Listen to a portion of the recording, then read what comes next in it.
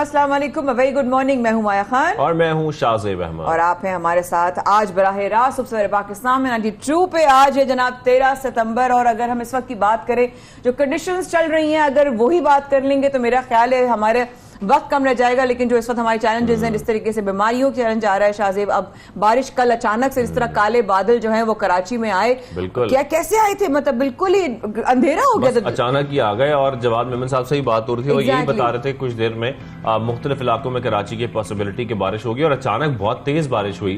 जब हम वापस अपने दफ्तर से घर जा रहे थे हमने देखा। लेकिन इसके साथ साथ जो मुख्तलिफ शहर है, खासतौर पर सिंध के, वहां पर सैलाब की सूरत हाल और सैलाब के बाद पहले तो सैलाब से बहुत परेशानियां आई, लेकिन अब उसके साथ साथ जो बीमारियां हैं वो कई बीमारियां वहां पर जन्म ले रही हैं, जिससे लोगों को शदीद परेशानी का सामना है। और सैलाब के पानी में खासतौर पर हम देख रहे हैं कि जो फंसे शहरी हैं उनको हैजा, मलेरिया, डेंगू की बीमारियों का सामना है और साथ साथ जो जल्द की बीमारियां माया वो भी बहुत बेहद बढ़ती जा रही हैं। साथ साथ आपको ये भी बताएं कि सिर्फ ये वो वाली अपडेट्स नहीं जो हमें मिल रही हैं, हमारी रिपोर्टर्स हमें बता रहे हैं, हमारी टीम के अपने लोग जैसे वकास बाकर साहब 92 के नुमाइंदे 92 न्यूज से, वो भी वहां मौजूद है उन इलाकों में। हमारी अपनी टीम गई, अब्दुल्ला भाई, शाहरुख भाई लोग गए और इन लोगों का बहुत बुरा हाल हुआ जिस इलाकों में जाकर उन्होंने शूट की थी। चंद घंटे के लिए गए थे और इनको स्किन की प्रॉब्लम हो गई, तो जो लोग वहां पर ऑलरेडी कई दिनों से, अब तो तकरीबन महीना होने वाला है, वहां अपनी जिंदगी गुजार रहे हैं, तो हम खुद सोच सकते हैं सिर्फ कि वहां पर उनका क्या हाल हो चुका होगा इस वक्त। क्यों ना जान लें। बिल्कुल अपडेट हासिल कर लेते हैं। शहर सेवन में हमारे मौजूद हैं वकास बाकिर, उनसे जानते हैं। वकास बताइएगा, आप जहां पर मौजूद हैं सेवन में, वहां पर इस वक्त क्या सूरत हाल है, क्या अपडेट है?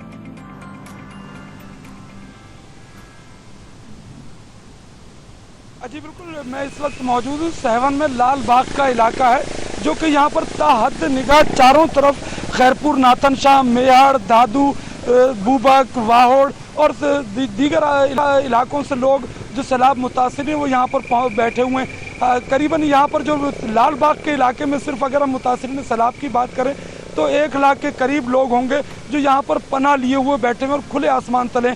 गुज़िश्ता शब इनको यहाँ पर टेंट मिले। सूरत हाल यह है कि इन मुतासिरीन सैलाब जो कि पानी के रेलों की वजह से अपने घर बाहर गिरने के बाद जो है वो बेसरो सामानी के आलम में नकल मकानी करके निकले, अब इनको वबाई अमराज ने अपनी लपेट में लिया है। हैजा, डायरिया और जो पेट के अमराज, मैदे के अमराज और गैस्ट्रो की वबा तो पहले ही थी। डेंगू, मलेरिया का बुखार बच्चों और बड़ों को परेशान कर रहा था।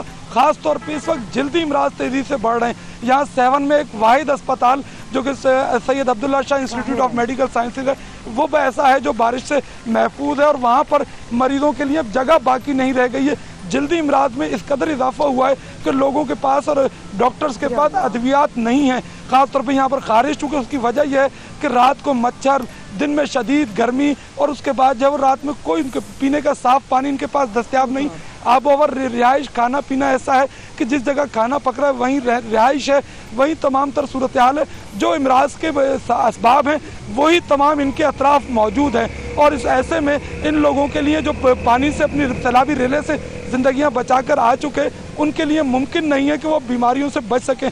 यहाँ पर इस वक्त अगर सिर्फ हम सेवन के इलाके में बात की जाए, जो यहाँ पर मजमूई तौर पर तहसील सेवन में करीब वकास बाकर साहब जहाँ मौजूद है वहां पर वो जाएगा हम लोगों को जरा कि जिस आप बता रहे हैं और सुनकर तकलीफ भी हो रही है, तो उनके आप तो वहां मौजूद हैं तो वाकई में देखकर भी, और वो खुद कितने तकलीफ में मुब्तला होंगे। क्या बच्चे बड़े सबकी तादाद ऐसी है, सबको ये स्किन डिजीजेज हो रही हैं, या कोई बड़ों में या बच्चों में कोई तादाद ज्यादा है, या हैजे की कोई बीमारियों का, जरा वो बताएंगे?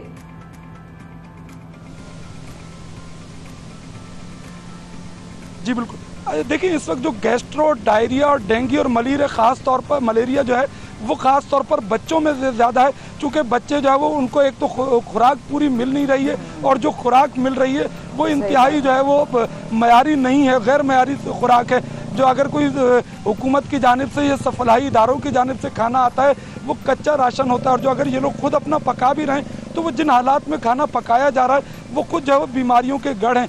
बच्चे तो यहाँ पर, और ख़ासतौर पे अगर बड़ों की बात करें और कुछ छोटे बच्चों की बात करें जो कि 5 से 15 साल तक के बच्चे हैं, उनमें जल्दी इमराज ज्यादा हैं। बच्चे वहां पर किस तरीके से मजबूर हैं, जाहिर बात और है। हम वापस आएंगे अभी, वाकई साहब हम भी आएंगे। ये बड़ा इंपॉर्टेंट हाँ। पॉइंट है माया कि वहीं पर खाना पक रहा है, वहीं पर उनकी रिहाइश भी है, वहीं पर बीमारियां फैल रही हैं। जब वो एक जगह पर इकट्ठे हैं, कोई और जगह नहीं जाने की, तो बीमारियां एक दूसरे को ट्रांसफर भी हो रही हैं। ट्रांसफर भी हो रही हैं। अब आप देखें, जिस तरह आपने कहा शाहजेब, मैं सिर्फ ये 2 लम्हे के लिए सोचूं, हम अपने घरों में जिस तरह होते हैं तो 2 लम्हे दोपहर के रात तक के बर्तन होते हैं ना, तो हम उस पर लजना शुरू हो जाते हैं कि बर्तन रखे हुए हैं, धुले नहीं है, ऐसे गंदगी होगी और जो है वो डिजीजेज होंगी। वहीं पर खा रहे हैं, वहीं पर रह रहे हैं, वहीं पर बच्चे, वहीं पर बड़े, किस तरीके से हाथ एक दूसरे का लग जाए। बच्चों को बड़े गोद में उठाएंगे, कोई नौमौलूद है और उसकी माँ को अगर स्किन एलर्जी हुई तो बच्चे में डेफिनेटली ट्रांसफर हो जाएगी।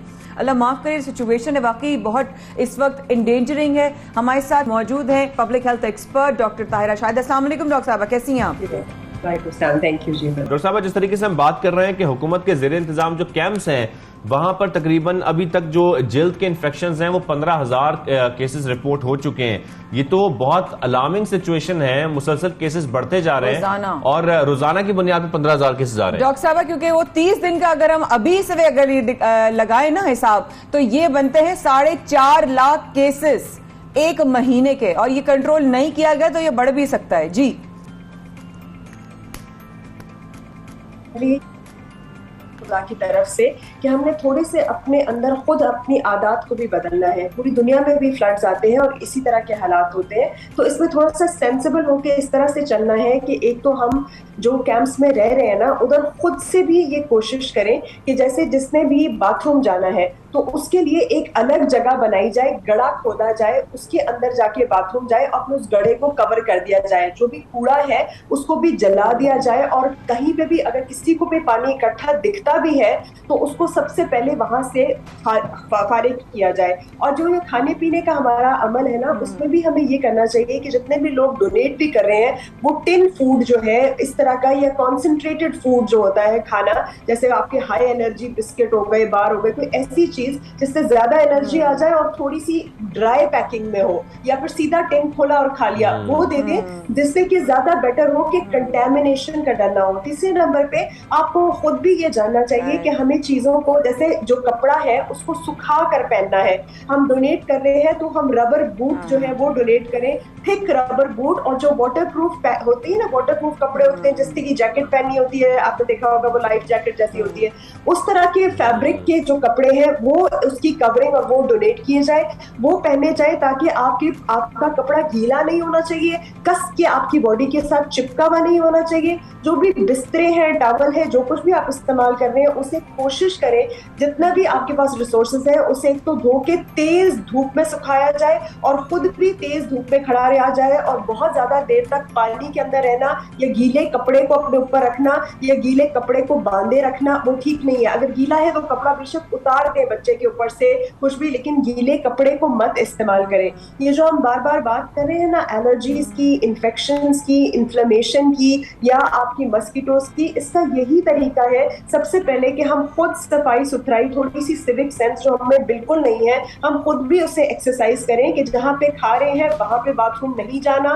खाने के बाद खाने को समेटना और उठाना है, खास तौर पे सफाई सुथराई का ख्याल रखना है। जितना पानी मयसर है उसे उबाले या उसे डिसइंफेक्शन टैबलेट्स, जैसे पहले भी मैंने कहा था, क्लोरीन या आयोडीन डाल के या प्यूरिफिकेशन प्लांट से वो इस्तेमाल करें, हाथ वगैरह धोएं जितने लोग दे सकते हैं। एंटीसेप्टिक लोशंस जो है, जैसे आपका पायोडीन होता है, अल्कोहल स्वैब होता है, स्पिरिट होता है, वो दें जिससे कि वो हाथ या जख्म जहाँ पे चोट हो, कुछ भी हो, उसको पहले साफ करें। उसके ऊपर वो एंटीबायोटिक क्रीम जिसके अंदर एंटीबायोटिक, एंटी फंगल और एंटी इंफ्लेमेटरी हो, सोजिश के खिलाफ हो, बैक्टीरिया के खिलाफ हो और फंगस के खिलाफ हो। पॉलीफैक्स है वो बड़ी अच्छी है, वो आपने लगाना है।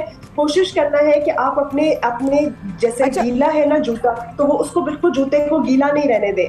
किसी भी कोई भी चीज गीली है तो उसको हटा दें अपने जिस्म में से, और यही साफ सुथरा और सूखा रखना है। जी, मैं अभी ये देख रही थी कि आप अभी जो बता रही हैं वो इतना इम्पोर्टेंट है कि मैं एक एक लफ्ज़ को मेरी ख्वाहिश होगी कि मैं उसको लिख लूँ ना, लेकिन जो मुझे आपकी बात सुनते सुनते एक और एपिफनी हुई वो ये हुई कि जहाँ पर ये इशू, वहाँ तक तो आपकी आवाज़ ही नहीं पहुँच रही, तो वहां तक तो हम देख ही नहीं जा रहे। वहां पे तो खाना पीना मिल जाए, जिंदा बच जाएं और सेहत के साथ बच जाएं, यही बहुत बड़ा चैलेंज है इस वक्त, तो वो हमें देखेंगे कैसे।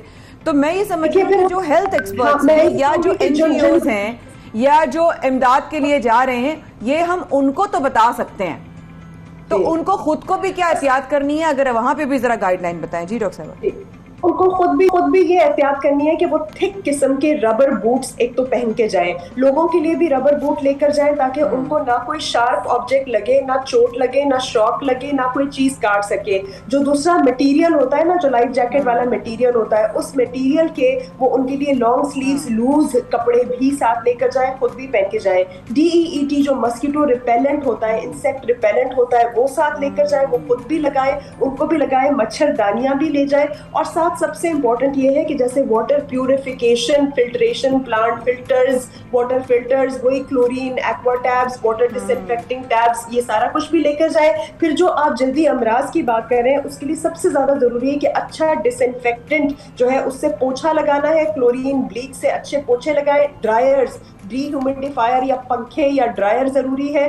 साथ जो है आपके सुखाने का जो भी मैकेनिज्म है वो साथ लेकर जाए। और अगर वो सब नहीं लेकर जा सकते तो डिसइंफेक्शन के लिए जो चीजें हैं उसमें स्किन की डिसइंफेक्शन के लिए पायोडीन हो गया, स्पिरिट हो गया, और उसके ऊपर जो है एंटी बैक्टीरियल क्रीम आपकी फ्यूसिडीन, पॉलीफैक्स, न्यूस्पोरिन, कोई भी एक ले जाए। एंटी फंगल जो है वो भी बहुत सारी है, आपकी लैमिसिल है, डेक्ट्रिन है, कोई भी एक अच्छी एंटी फंगल। ये मैं आपको नेम्स इसलिए बता रही हूँ क्योंकि लोगों को कीटोकिनोजोल ये सारा कुछ समझ नहीं आएगा, तो आसानी हो।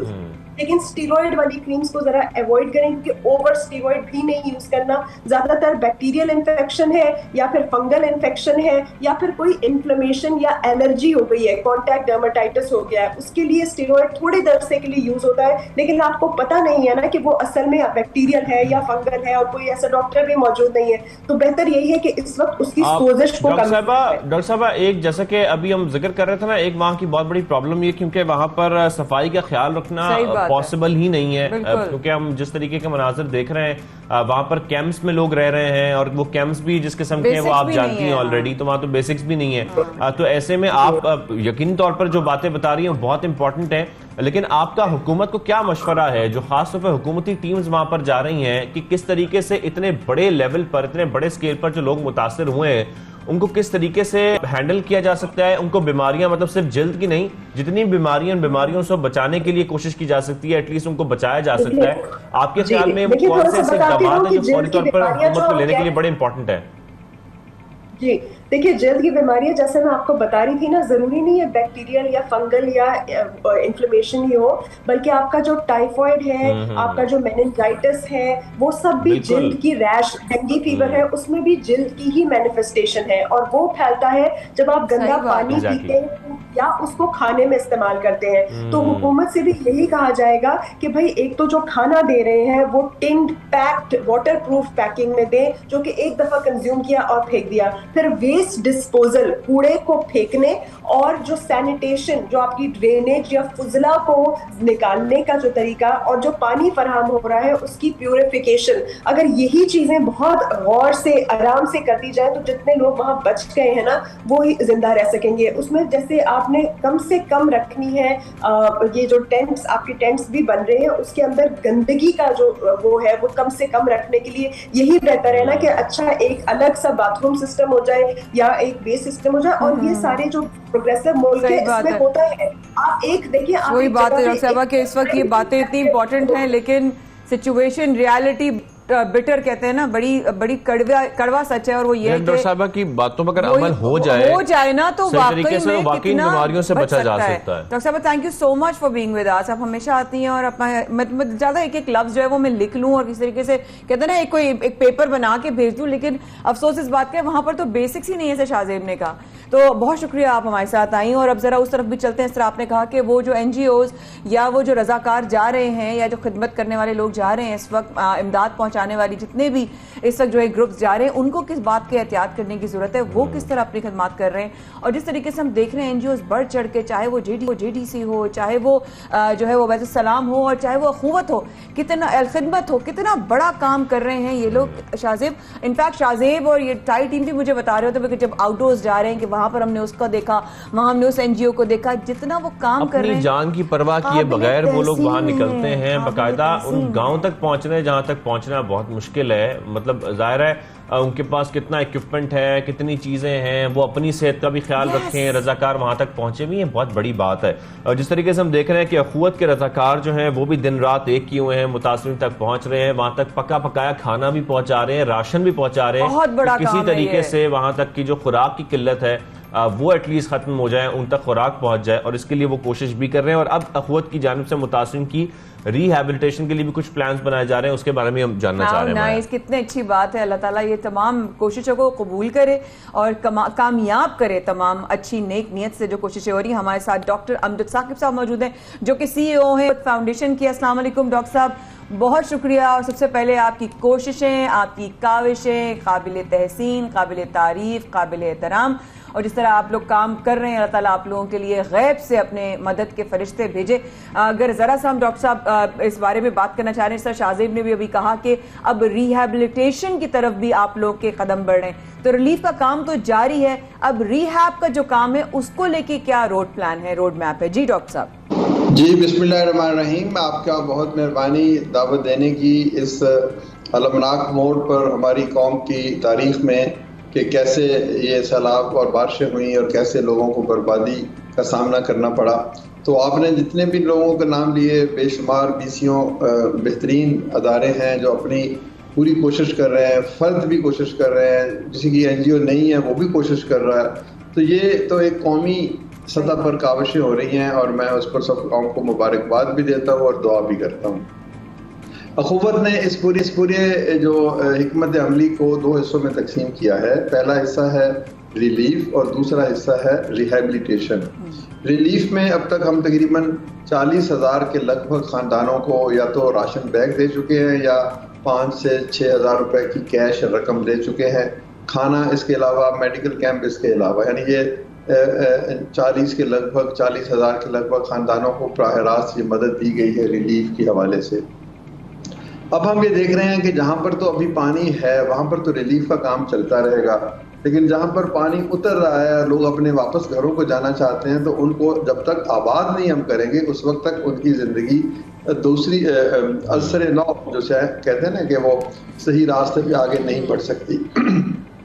इस सिलसिले में हमने जब उनसे पूछा कि आपको क्या चाहिए, तो उन्होंने कहा कि सबसे पहले तो हमें छत चाहिए।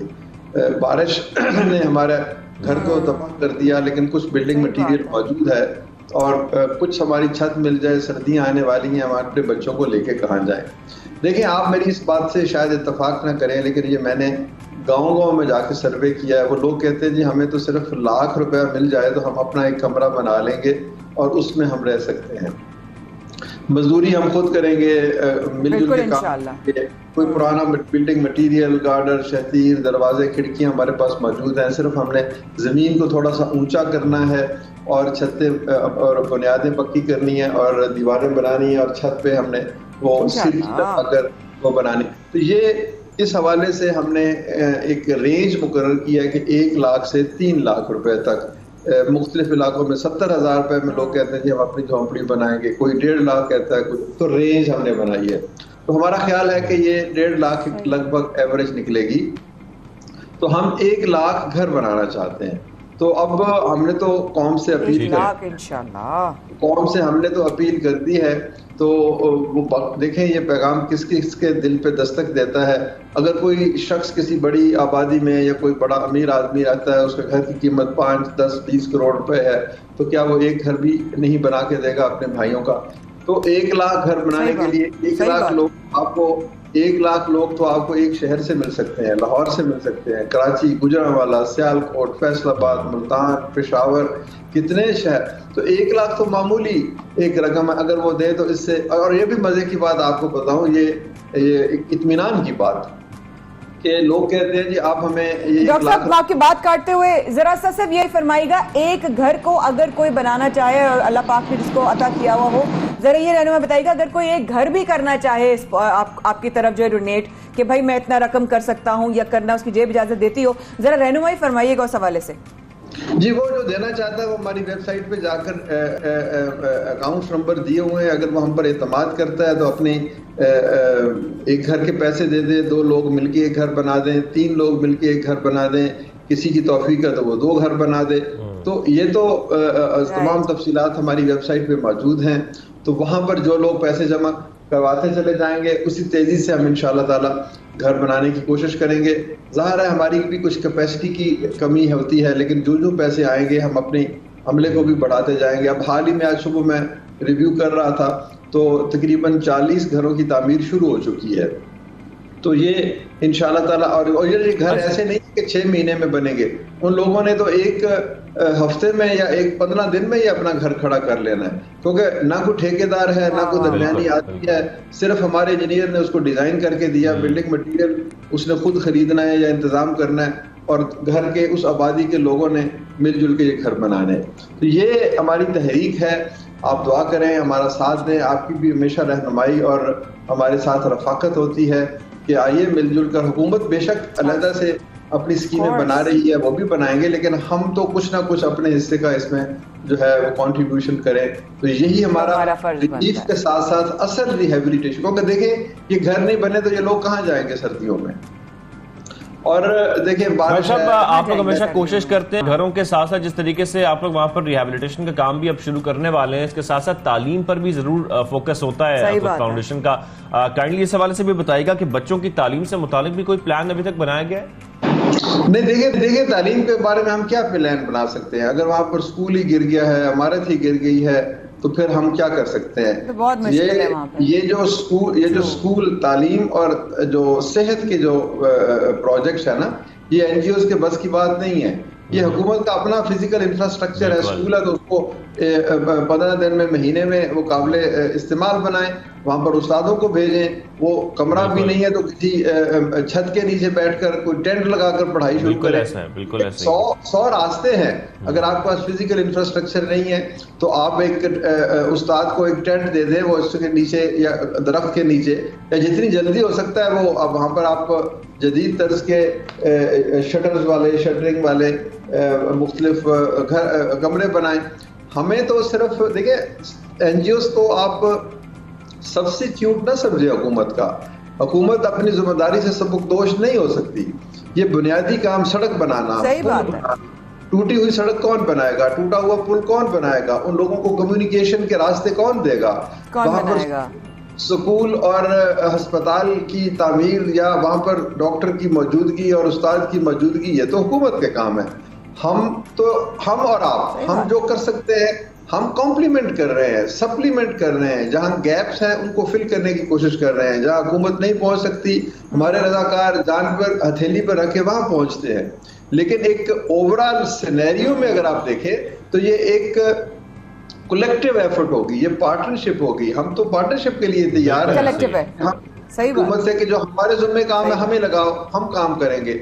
जो आपका काम है वो सर, ये तो बहुत बड़ी बात है कि अखुवत फाउंडेशन जैसे जो हैं या दीगर इदारे जो हैं वो इतनी मेहनत कर रहे हैं, इतना एफर्ट कर रहे हैं और कोशिश कर रहे हैं कि इन इलाकों में घरों की तामीर भी की जाए, खुराक भी पहुंचाई जाए। लेकिन आपने बिल्कुल ठीक फरमाया कि ये हुकूमत की जिम्मेदारी है कि जो वहां का इंफ्रास्ट्रक्चर है, जो वहां की रोड्स हैं, वहां के स्कूल्स हैं, वहां की इमारतें, उनको बहाल ये इदारे नहीं कर सकते। वहां पर हुकूमत को आगे बढ़ना पड़ेगा, एक कलेक्टिव एफर्ट करना पड़ेगा ताकि एटलीस्ट वहां पर जो उनकी बुनियादी जरूरियात है माया वो तो पूरी हो सके। बिल्कुल, और आपकी बात बिल्कुल बजा है कि हम जो कर सकते हैं वो अपना थोड़ा सा किरदार अदा कर सकते हैं।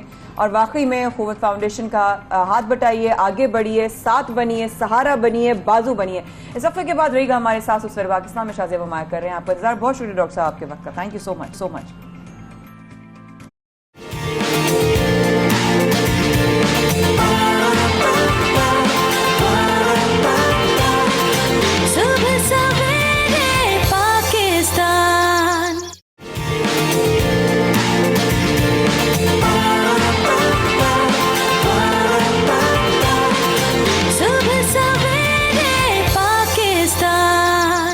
Welcome back. आप देख रहे हैं सुबह सवेरे पाकिस्तान, माया खान और शाज़िब अहमद के साथ। प्रोग्राम को आगे बढ़ाएंगे और अब बात करेंगे दूध की प्राइस की, क्योंकि जिस तरीके से हम देख रहे हैं कि शहर कायद में रिटेलर्स की जानिब से दूध की फी लीटर जो कीमत है वो एक बार फिर 10 रुपए का उसमें इजाफा कर दिया गया। लेकिन खैर ये माया समझ नहीं आता, कभी दूध 170, कभी 180, फिर 190, जिसका जो दिल करता है उस पर आपको जो है ना दूध फरोख्त कर रहा है। अब 180, 190 तक और कहीं कहीं इससे ज्यादा भी हो सकता है, जिनका हमें नहीं भी पता ऑब्वियसली। लेकिन अगर थोड़ा सा हम इस पर एक अपडेट लेने हमारे नुमाइंदा 92 न्यूज सिराज अहमद साहब से कि वो हमें बताएं कि इस वक्त जिस इलाका कराची में मौजूद हैं वहां पर दूध के क्या प्राइसेस हैं, किस तरीके से जो है तजावुज तैयार कर रहा है और किस तरीके से आम आदमी की पहुंच से दूर है। मुकर्रर कीमत है क्या ना, मतलब एग्जैक्टली वो क्या मुकर्रर की गई है। जी शिराज साहब जी, में दूध की कीमतों में जो है वो होशरुबा इजाफा किया जा रहा है, जिसकी वजह से सार्फिन के लिए लाजमी जुज़ जो है वो खरीदना इंतहाई मुश्किल होता चला जा रहा है। अगर कीमतों के हवाले से बात की जाए तो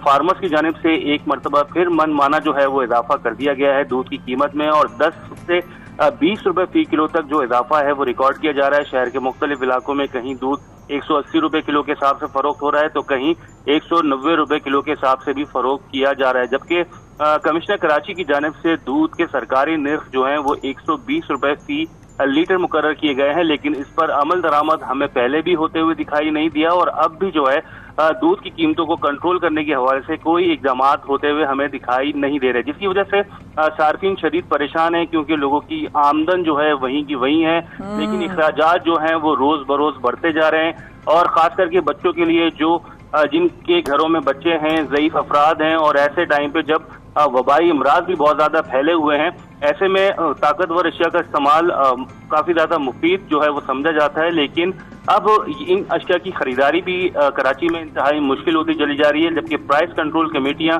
हमें खामोश तमाशाई बनी हुई दिखाई देती हैं। दूसरी जानिब जो डेयरी फार्मर्स हैं उनकी जानिब से ये मौका इख्तियार किया गया है कि अजनास की कीमतें जो हैं वो काफी ज्यादा बढ़ती चली जा रही हैं, पैदावारी कॉस्ट मुसलसल बढ़ रही है और इसी वजह से दूध की कीमतों में इजाफा जो है वो किया जा रहा है। लेकिन इस हवाले से तमाम तर जो हुकाम हैं वो मौजूद हैं, प्राइस कमेटियां मौजूद हैं, इस हवाले से मीटिंग्स भी होती रहती हैं, लेकिन हम ये देखते हैं कि दूध की कीमतें जो हैं उसको किसी तौर पर भी हमें कंट्रोल होते हुए दिखाई नहीं देती और डेयरी फार्मर्स का जब मन करता है वो दूध की कीमत में इजाफा कर देते हैं और इसका खमियाजा जो है वो शहरियों को भुगतना पड़ता है। सही बात है, शहरियों को भुगतना पड़ता है। Thank you so much Shiraz Ahmed sahab, हमारे नुमाइंदा 92 न्यूज हमें बता रहे थे कि मुख्तलिफ इलाकों में कराची में किस तरीके से जो कीमतें हैं वो दूध की कंट्रोल से बाहर हो रही हैं और जेब से और अफोर्डेबल नहीं है। अगर शाहजेब हम दूध की हद तक तो ये नहीं है ना लिमिटेड, ये जो कीमतें बढ़ रही हैं इस तरीके से अगर हम गोश्त की तरफ भी जाएं या वेजिटेबल्स की तरफ, हर चीज की कीमत बढ़ रही है। खासतौर पर सब्जियों की बात कर रहे थे, सब्जियों की कीमतों में बेहद इजाफा हो रहा है। अभी हम ब्रेक में यही बात कर रहे थे कि हमारे दिल चाह रहा है अगर कोई सब्जी खाने को तो एक आम आदमी को सब्जी भी अब सोच के लेनी है कि भाई कौन सी सब्जी ले सकते हैं, कौन सी सब्जी आप अफोर्ड कर सकते हैं। अब हम हमारे साथ मौजूद हैं इस वक्त शाकिर उमर गुज्जर साहब, सदर डेयरी एंड जो है वो हमारे साथ इस वक्त कैटल फार्म्स एसोसिएशन से। अस्सलाम वालेकुम शाकिर भाई, बहुत शुक्रिया आपने एक बार फिर वक्त निकाला आने के लिए। और शाहजेब और मैं आपसे वक्फे में ही सवालात शुरू हो गए थे क्योंकि परेशानी इतनी है कीमतों को लेके तो कंट्रोल से बाहर होता जा रहा है सारी चीजें। जज़ाकल्लाह जी, बड़ा ममनून हूँ 92 न्यूज़ का। यकीनन ये बात समझना ज़रूरी है कि दूध की कीमतें क्यों बढ़ रही हैं और आया कि आगे मज़ीद बढ़ेंगी या कम होंगी। तो दूध की कीमतों का इख्तियार मेरे, आपके या कमिश्नर कराची के हाथ में नहीं है। और मैं आपको ये भी बता दूं, अब जो दूध की कीमतों का इजाफा हुआ डेयरी फार्मर्स की तरफ से नहीं हुआ। अच्छा, ये दूध की कम पैदावार की बुनियाद पर रिटेलर्स ने खुद बढ़ा के दिया है 8 रुपया 53 पैसे फी लीटर और मार्केट में उन्होंने 20 रुपए लीटर बढ़ाया है। इतना फर्क? यकीनन जी, जब आपकी देखे ना आपकी रेट ही नहीं है शहर में, आप क्या करेंगे? ये तो यकीनन कमिश्नर कराची और डीसीज का काम है ना कंट्रोल करना। अब 20 रुपए लीटर बढ़ाया गया, फार्मर को 8 रुपए 53 पैसे लीटर दिया गया, तो यकीनन इस वक्त अगर कास्ट बढ़ी है तो फार्मर की बढ़ी, किसी और की कॉस्ट नहीं बढ़ी, 1.5 गुना ज्यादा। मतलब और मैं आपको बता दूं कि वतन अजीज का लाइव स्टॉक सेक्टर सैलाब में बह गया। अल्लाह, आपका भूसा बह गया, आपकी फसलें बह गई, आपकी अजनास बह गई, आपके मवेशी बह गए, आपका किसान रो रहा है, वो पुकार रहा है आप लोगों को मदद के लिए। और यकीनन दूध की कीमतों में मजीद इजाफा होगा अगर आपने अपने किसान की मदद ना की। देखिए मैं आपको बता दूं, अजनास के जितने बाय प्रोडक्ट्स हैं हुकूमत वक्त उन्हें एक्सपोर्ट कर रही है।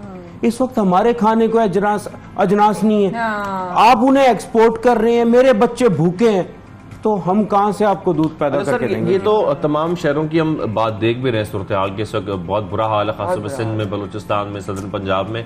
कराची शहर में जैसे कि आपने खासतौर पर रिट की बात की, आपने बात की कि कमिश्नर्स का ये काम है, खासतौर पर बाकी लोगों का, इंतजामिया का ये काम है कि वो प्राइस कंट्रोल करवाएं, लेकिन सर आप सदर हैं, रिटेलर्स जब प्राइस ऐसे बढ़ाते हैं तो क्या आप इन्वॉल्व होते हैं इस चीज में कि आप ऐसा क्यों कर रहे हैं, उनको रोकने की कोशिश करें, एटलीस्ट ये रुकवाएं चीज, क्योंकि इसका जो बर्डन है, जो बोझ है, वो आता तो अल्टीमेटली अवाम पर ही है। असल में जी हमेशा ये बाहमी रजामंदी से होता है। इस मर्तबा चूंकि हम एक कुदरती आफत की जद में थे, सही बात। हम कुछ अरसे रुकना चाहते थे क्योंकि दूध की कीमतें 200 रुपए लीटर से ऊपर हो जाएंगी, पर दूध की पैदावार नहीं है।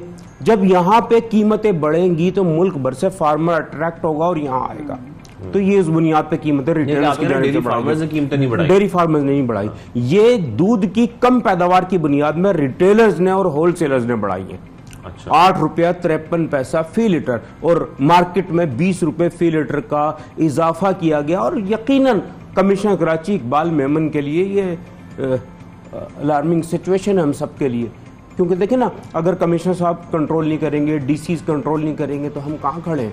देखिए, अगर 20 रुपए लीटर का इजाफा किया गया तो कम से कम फार्मर को 18 रुपए लीटर देते, 2 रुपए लीटर ये रख लेते रिटेलर्स या आप ये होलसेलर। कह रहे हैं एक तरह से, अगर मैं सही समझ रही हूँ शाकिर भाई, कि अगर प्राइसेस बढ़ा दिए हैं तो जिससे आप ले रहे हैं उसको भी फायदा होना चाहिए, यकीनन सिर्फ फार्मर एक को भी एंड फायदा पर, होना चाहिए। क्यों रिटेलर को ही फायदा और ये हो। तो ऐसा कड़ा वक्त है, इसमें इजाफा होना ही नहीं चाहिए था जी। कुछ दिन ठहर के हम करते, सही बात ये है, बाहमी रजामंदी से करते हैं। मैं यही पॉइंट समझना चाह रहा हूँ कि जब आप साथ साथ ये भी कह रहे हैं ना कि एक्शन भी लेना चाहिए तमाम रिटेलर्स के खिलाफ, यकीनन जी, इस तरीके से अगर वो action बढ़ा होना रहे हैं तो चाहिए। एक्शन होना चाहिए। यकीनन तो होना क्या आपने चाहिए। इसका कोई मुतालबा रखा या कोई बात की कमिश्नर से या किसी से कि भाई इस तरीके से रिटेलर्स जो है वो कीमत बढ़ा रहे हैं, तो हमें असल इसको में रोकना जी, है? देखिए मैं आपको एक बात बता दूं, कमिश्नर कराची, देखिए डीएमजी ग्रुप मुल्क भर का ताकतवर ग्रुप है ब्यूरोक्रेट्स का, और ठंडे कमरे में बैठे बाबुओं तक हमारी रसाई नहीं है।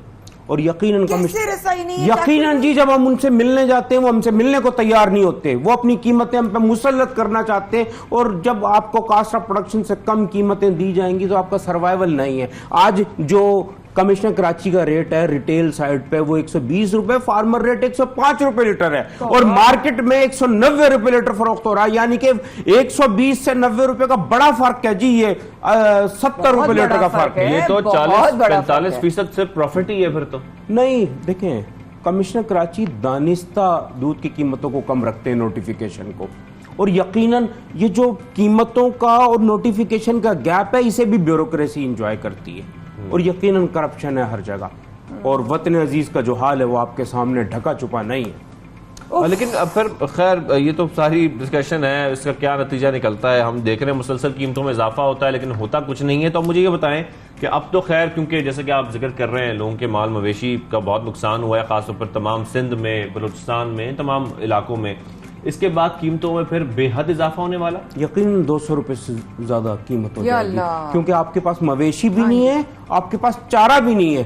तो देखिए, प्राइम मिनिस्टर साहब को, मिनिस्ट्री ऑफ कॉमर्स को ये फूड सिक्योरिटी का मामला है। Ministry of national food security का जो प्लानिंग कमीशन है उसे मुस्तफी हो जाना चाहिए। मैं आपको बता दूं, अगर ये अजनास की बायो प्रोडक्ट्स को एक्सपोर्ट को बंद नहीं करेंगे, मुर्गी, अंडा, गोश्त, दूध मजीद महंगा होगा, इसे आप रोक नहीं सकेंगे। अच्छा शाकिर भाई, इस तरह आपने बताया, तो होलसेलर को अभी आपने कहा कि कुछ 8 रुपए कुछ में दे रहे हैं, 8 रुपए 53 पैसे 8 रुपए 53 में दे रहे हैं, और वो आगे से उसको 20 रुपए कुछ में दे रहे हैं। देखें जी, दूध की कीमतों में फार्मर को जो दिया गया है इजाफा, वो 8 रुपए 53 पैसे का दिया गया है। बिल्कुल खुद मार्केट में 12 रुपए कुछ का इजाफा किया गया है, 11 रुपए और 46 पैसे का इजाफा किया गया। इजाफा करके दिया जा रहा है, 20 रुपए लीटर का इजाफा किया, यानी कि 20 रुपए लीटर में 11 रुपए 46 पैसे मजीद फार्मर को देने चाहिए। ये कमाई हलाल की होगी, उनकी जायज होगी ये कमाई? नहीं, नाजायज होगी यकीनन। ये ज्यादती और है वो ये तो। फार्मर जो इतनी मेहनत करके ये कोशिश कर रहे हैं अभी, लेकिन ऐसे में उन फार्मर को कुछ ना मिले और रिटेलर को मिल जाए तो इसकी इस वक्त तो उनको वाकई सही तो कह रहे हैं, इस वक्त तो उनको उठाने की जरूरत है। आप यकीन जाने, हमें खिलाने के लिए भूसा नहीं मिल रहा, हमें घास नहीं मिल रही, हमें अजनास नहीं मिल रहे, हम कहाँ जाएं? और जब ये नहीं होंगे तो आपकी दूध की पैदावार कहां से होगी? आप एक कंक्रीट के जंगल में रह रहे हैं जहां दूर दूर तक ग्रीनरी नहीं है। हर चीज के लिए आपको अंदरून सिंध, पंजाब या बैरून मुल्क पे इंहिसार करना पड़ता सही है। बात और है। जो एक देखिए ना, जो अजनास मेरे मवेशी की जरूरत है उसे मेरी जरूरत की पूरी किए बगैर आप एक्सपोर्ट कर रहे हैं, तो ये तो मुजरिमाना फेल है। अच्छा, इन बातों का जिक्र आप पहले भी हमारे शो में कर चुके हैं और ये पहले कई बार ये जिक्र हो चुका है। आप लोगों ने कोई मुतालबा सामने रखा, एहतजाज रिकॉर्ड कराया, कुछ एटलीस्ट ये सामने तो आए ना मीडिया पर कि हम इस तरीके से मुतालबा कर रहे हैं, मैं इस पर एक्शन होना लाज़मी है? मुसलसल मुतालबा कर रहा हूँ, मीटिंग्स कर रहा हूँ, तहरीरी तौर पर खतूत लिख रहा हूँ प्राइम मिनिस्टर ऑफ पाकिस्तान को, ministry of national food security and research को, मिनिस्ट्री ऑफ कॉमर्स को, चारों सूबों के महकमा लाइव स्टॉक को। देखिए, लंपी स्किन डिजीज पहले लेके बैठ गया इस सेक्टर को। यकीनन आपने देखा दूध 20 रुपए लीटर तक फरोख्त हुआ। ये डिमांड एंड सप्लाई का मामला। तो मैं ये कहूंगा कि अगर ये दूध की कीमतों को प्राइस कैपिंग से आजाद कर दें, दूध की कीमत को इख्तियार मार्केट के हाथ में दे दें, तो दूध की कीमतें कम हो जाएंगी। तो वो यकीनन जब इन्वेस्टर आएगा, कीमतें सही मिलेंगी तो पैदावार एकदम बढ़ेगी। जब पैदावार बढ़ेगी तो कीमतें एकदम धड़ाम नीचे आके गिरेंगी। बस पैदावार को बढ़ाना है, एक दूसरे के साथ आगे बढ़ना है और एक दूसरे को बढ़ाना भी है। बहुत शुक्रिया आप हमारे साथ आए शाकिर साहब, सदर डेयरी एंड। और हालात का फायदा नहीं उठाना चाहिए किसी को भी। ये बात जो हालात मिल के चल रहे हैं, ऐसे में खासतौर पर कोशिश करनी चाहिए, आप जितनी मदद कर सकते हैं दूसरे की उतनी मदद करें, सपोर्ट करें। ऐसे में एक दूसरे का फायदा उठाना वैसे ही बहुत गलत बात है। अच्छा जी, आपको अब जरा सा परेशानी की सिचुएशन से निकाल कर थोड़ा सा आपका भी मूड चेंज करते हैं और खुद भी हम जरा कोई अच्छी बातें करते हैं। कहते हैं ना कि हर चैलेंज में एक अपॉर्चुनिटी होती है, तो जब चैलेंज सामने आता है तो हमारे साथ कोई ना कोई ऑप्शन जरूर आता है और हमें उसकी तरफ देखना चाहिए। ऐसे ही कराची में रहने वाले, कराची के कोरंगी में एक नौजवान ने इस तरीके से एक ऐसी चीज बना ली जो लोगों की तवज्जो का मरकज भी बनी और उसकी आमदनी का भी। जनाब, मिसाल ये कि अब्दुल रज़ाक साहब जो हैं इस वक्त, जिन्होंने एक 3 व्हीलर ऑटो रिक्शा को जीप बना दिया। ये कैसे हो सकता है? मतलब एक आप रिक्शे को एक जीप में बदल दे तो फिर तो मैं कहूंगा जितना रिक्शा है ना पाकिस्तान में सबको जीप में बदलते हैं। यानी 3 टायरों वाली सवारी जो है वो एक मुकम्मल जीप जो है वो नजर आ रही है। इसको बनाने में इन्हें कितना वक्त लगा, इनके कितने पैसे लगे, इनका ये शौक था या किसी ने इनको चैलेंज किया? मेरी अब्दुल रज़ाक साहब से गुजारिश है कि काइंडली जितने पाकिस्तान के रिक्शे हैं आप सबको जीप बना दें, हमें चलती फिरती जीप नजर आएंगी। इससे अच्छी बात क्या हो सकती है? तो हमारे साथ मौजूद हैं कोरंगी से अब्दुल रज़ाक साहब, आइए इनसे खुद जानते हैं। अस्सलाम वालेकुम अब्दुल रज़ाक साहब, आपको हमारी आवाज आ रही है? तो बहुत शुक्रिया सुबह पाकिस्तान में शाजी बुरमाया के साथ जो है वक्त गुजारने के लिए। रिक्शे को कार बनाने का ख्याल ये कैसे आया भाई? अल्लाह का लाख लाख शुक्र अदा करता हूँ मैं। अस्सलाम वालेकुम। मुझे ये ख्याल जो आया है ना, वो कोशिश ये थी कि मैं जाता था कोरंगी से सरजानी की तरफ। मेरा ससुराल जो है सरजानी में है, तो मैं सोचता था कि यार ये भी रक्षा करूँगा यहाँ से। रक्षे वाले से मालूम करते थे, तो रक्षे वाले कहते थे कि भाई 1500 रुपये लेंगे, 1200 रुपये लेंगे। अब मैं सोचता था यार इतने पैसे अगर ये मुझसे लेंगे तो मैं यार क्या करूँगा, 3-4 हज़ार रुपये तो आने जाने में खर्च हो जाएंगे। तो ये सोच के जी वो भी ससुराल के अंदर और फिर वहाँ का खर्चा अलग। तो ये मैंने सोच के, जब मैंने सोचा, मैंने बोला यार ऐसा करते हैं, मतलब ऐसा करते हैं। जीप बनाने का, जीप बनाने की सबसे बड़ी वजह है वो आपका ससुराल है, आप ये नहीं मतलब एक ससुराल ही तो रही है हमारा, और कहीं आते जाते भी नहीं है हम, और कोई है भी नहीं यहाँ पर। अगर वहाँ भी नहीं जाएंगे तो क्या करेंगे? तो ये सोचता था। अच्छा, दूसरा मैं काम करता हूँ वेल्डिंग एंड फैब्रिकेटर का काम करता हूँ। तो मेरे जहन में एकदम ख्याल आया कि यार क्यों ना एक रक्षा लेके उसको जो है ना जीप की शक्ल दे दी जाए, उसको जीप की शक्ल दे दी जाए। तो मैंने ये सोचा, फिर मैंने बोला यार चलो देखते हैं। वहाँ से मैंने रक्षा लिया, रक्षा लेके उसे काट कर फिर जीप की शक्ल इख्तियार दी। उसको कोशिश की कि यार कैसे करें। फिर नेट के ऊपर देखा कि दूसरे लोग भी बना रहे हैं, बाहर ममालिक में बन रही हैं, छोटे पैमाने पे काम हो रहा है। मोटरसाइकिल पे जीपें तैयार कर रहे हैं वो लोग, पहाड़ी इलाकों में भी चला रहे हैं। मैंने सोचा यार अगर वो कर सकते हैं तो मैं क्यों नहीं कर सकता? मैं भी तो इंसान ही हूँ, मेरे पास भी अल्लाह ने दिमाग दिया है, तो यार क्यों नहीं मैं कर सकता? तो ये सोचकर मैंने मेहनत की इसके ऊपर। अच्छा, और बहुत काम किया, यानी 3-4।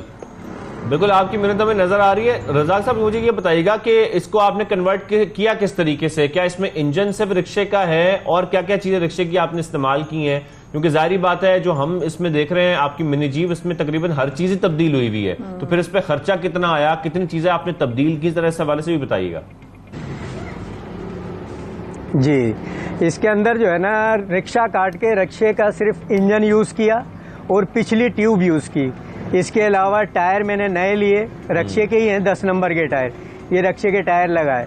अगला जो स्टाइल जो है वो मैंने आल्टो का लगाया है। स्टेयरिंग जो है ये स्टेयरिंग FX का है और नीचे स्टेयरिंग बॉक्सा जो है वो मेहरान का है जी। और ऊपर की जो बॉडी का जितना परफेक्ट बना हुआ ये सीट्स वगैरह पूरा मैंने अपने हाथ से तैयार किया है।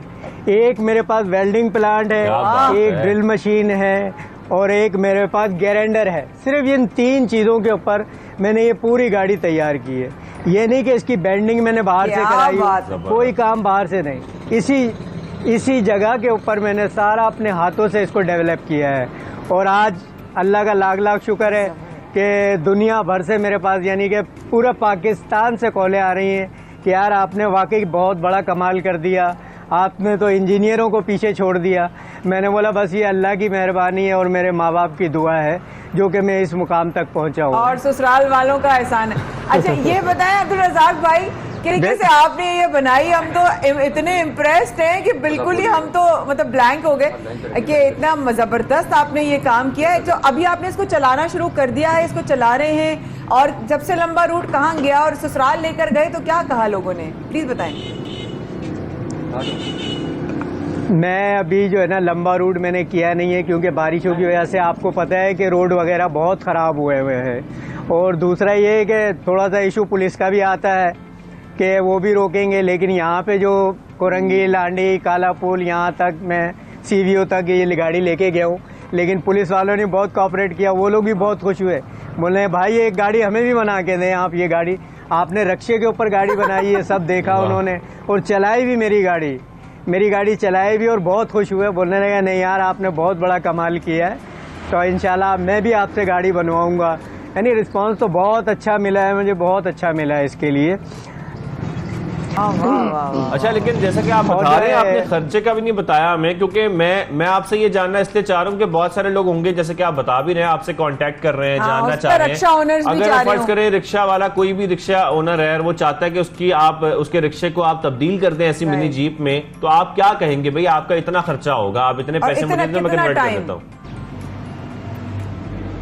जी अगर वो गाड़ी टायर वगैरह नीचे का हिस्सा मुझे पूरा देता है, टायर वगैरह, ऊपर की बॉडी का जो खर्चा है वो 3 लाख रुपए है।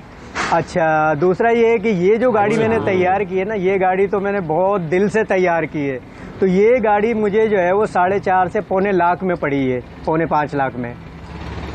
तो ये खर्चा है इसका।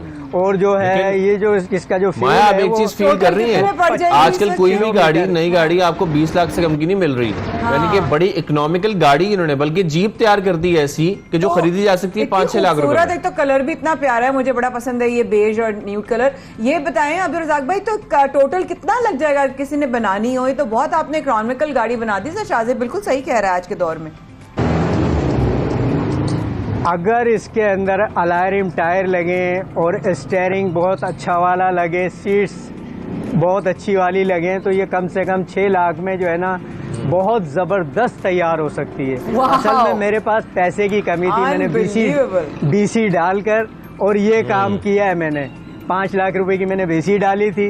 फिर मैंने बोला यार, हालांकि मेरे पास अपना घर नहीं है, मैंने घर के लिए नहीं सोचा, मैंने बोला यार एक काम करना है, हो सकता है जिंदगी के अंदर ये काम कुछ काम ही आपने रजिस्टर करवा दिया इसको अब्दुल रज़ाक भाई? जी। ये अपनी रक्षा की रजिस्ट्रेशन पे चल रही है? नहीं अभी रजिस्टर वगैरह जी अभी रक्षे की रजिस्ट्रेशन के ऊपर ही चल रही है।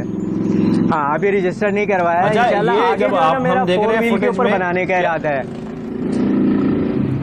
बच्चे हमें इसमें बैठे हुए नजर आ रहे हैं, बच्चों का क्या रिस्पॉन्स है और फिर आगे की क्या प्लान्स हैं आपके? मुझे भी चाहिए ऐसी जीप। आप क्या बहुत सारी जीप्स बनाने जा रहे हैं? बिल्कुल मेरा पूरा आगे का प्रोग्राम यही है कि इससे अच्छी गाड़ी और इससे बड़ी 4 व्हील के ऊपर बनाने का इरादा है। जैसे कि हमारी ये स्टोक गाड़ी हो गई, सन 74 वाली गाड़ियां हो गई, चैम्बर हो गई, इसके ऊपर बड़ी गाड़ी बनाने का इरादा है। और इंशाअल्लाह ताला इससे बहुत बेहतर गाड़ी बनाऊंगा और अपना पाकिस्तान का नाम रोशन करूंगा। हाँ जी बिल्कुल, ससुराल तो जिंदाबाद। जो सरजानी में ससुराल ना होता तो ये आइडिया ना आता बनाने का। सरजानी वालों को मतलब मुबारक हो कि चैलेंज शौक भी आपका है। नहीं, बिल्कुल आपका शौक है। Thank you very much Abdul Razzaq bhai, आपने हमें ज्वाइन किया, बहुत अच्छा लगा आपसे मुलाकात करके भी। यहाँ छोटी सी ब्रेक लेते हैं, ब्रेक के वापस आते हैं, कुछ मजीद बातें थैंक यू भाई, जबरदस्त जबरदस्त जबरदस्त।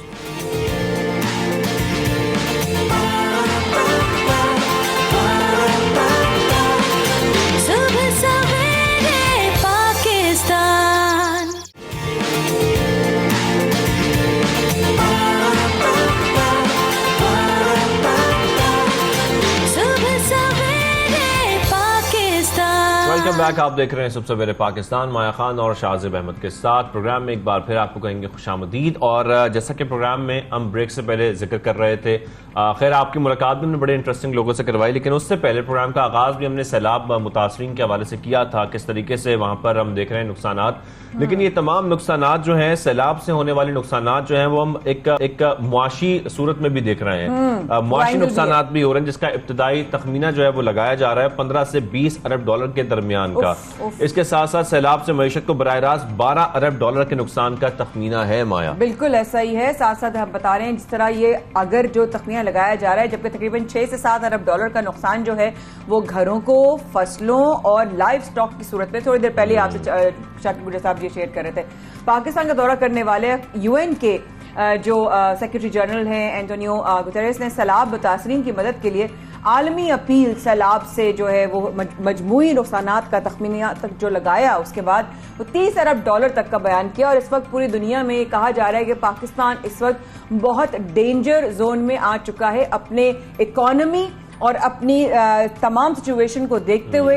वो इस वक्त ऐसी सिचुएशन में आ चुका है जो कि वाकई बहुत खतरनाक है। इसी पे मजीद हमें बात करने के लिए और हमें रहनुमाई फरमाने के लिए हमने राब्ता किया है डॉक्टर वकार मसूद साहब से, जो हमें बताएंगे कि ये सारा तखमीना लगाया गया है अक़वाम मुत्तहिदा की तरफ से, और वैसे भी जो फैक्ट्स एंड फिगर्स आ रहे हैं इनमें क्या सदाकत है और सिचुएशन दरअसल कैसे बेटर हो सकती है। जी अस्सलाम वालेकुम। वालेकुम अस्सलाम। बिल्कुल दुरुस्त फरमाया आपने।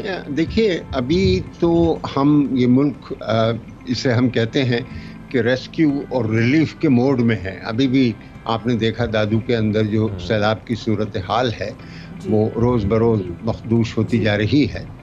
तो ये वाला सिलसिला के नुकसानात क्या हैं?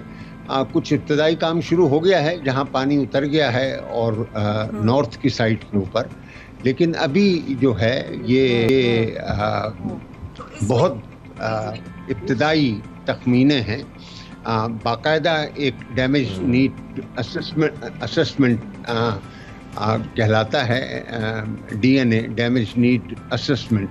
तो वो डीएनए स्टडीज़ होंगी और उसमें सही तखमीने लगाए जाएंगे, और यकीनन उसके बाद जब वो तैयार होगा तो जितने भी डेवलपमेंट पार्टनर्स हैं दुनिया में, जितने भी हमारे दोस्त हैं, वो सब जमा होंगे। इस्लामाबाद में एक कॉन्फ्रेंस का प्रोग्राम है, और जिसके अंदर ये, अगर आपको याद हो, 2005 के अंदर जब ज़लज़ला आया हुआ था तो नवंबर 2005 में भी इसी तरीके की एक कॉन्फ्रेंस कराई गई थी, और वहाँ से जो ज़रूरी वसाइल थे वो हासिल हो गए थे, और सारी तामीर नौ जो है वो फिर उसी मदद के ज़रिए से हुई। लेकिन वकार साहब, जिस तरीके से हम ये देख रहे हैं, खैर कि पाकिस्तान पर वैसी ही पहले मुश्किलात थी, ख़ासतौर पर मईशत को लेकर, और हम IMF से बहाली के लिए कोशिशें कर रहे थे, और उसके बाद सैलाब ने तकरीबन, अब जैसे कि बताया जा रहा है, अगर 20 अरब डॉलर का भी नुकसान पहुंचा है। पाकिस्तान का एक एग्रीकल्चर ये लैंड है, और ऐसे मुल्क में फसलों को इतना ज़्यादा नुकसान हो जाना, लाइव स्टॉक को नुकसान हो जाना, आप नहीं समझते कि अब इसको रिकवर करने में हमें बहुत वक्त लग जाएगा? क्योंकि एक तो ऑलरेडी हम मुश्किलात में थे और अब मज़ीद मुश्किलात आ खड़ी हैं। बिल्कुल आपने दुरुस्त फरमाया। ये कुदरती आफत है, इसके मुतालिक जो है कोई उसका तयन नहीं हो सकता, और बहरहाल उससे निमटना है हमने। जी, वक्त लगेगा, और कितना वक्त लगेगा ये भी जो है नहीं बताया जा सकता कि जनाब कितना वक्त लगेगा, लेकिन इसके वो असरात जो पानी की मौजूदगी की वजह से हुए हैं, उनके मुतालिक अंदाज़ा यही है कि जो गंदम की फसल है इंशाअल्लाह ताला, उसे उसकी बुवाई के लिए जो है वो बर वक्त मुमकिन हो सकेगी, और लेकिन उससे पहले यानी कि आपको मालूम है कपास के साथ क्या हुआ है, चावल के साथ भी, और गन्ने की फसल शायद इतनी मुतासिर नहीं हुई है, मकई बहुत मुतासिर हुई है। तो ये वाली जो फसलें हैं इनके मुतालिक तो आपके इल्म में है कि जनाब वो सारी की सारी फसलें जो हैं उनका बड़ा हिस्सा डूब गया, खुसूसन जो सिंध के अंदर है या साउथ पंजाब में है। तो ये जब पानी उतर जाएगा तो यहाँ पर बुवाई मुमकिन हो सकेगी और शायद अगले साल जो है वो फिर हम नॉर्मल क्रॉप हासिल कर सके। लेकिन ये जो हमारा इंफ्रास्ट्रक्चर ख़राब हुआ है इसमें वक्त लगेगा। पुल टूटे हैं, सड़कें ख़त्म हो गई हैं, अब ये लाइव स्टॉक का तो वन ऑफ लॉस है, तो इसमें दोबारा इसको बिल्ड करने में वक्त लगेगा।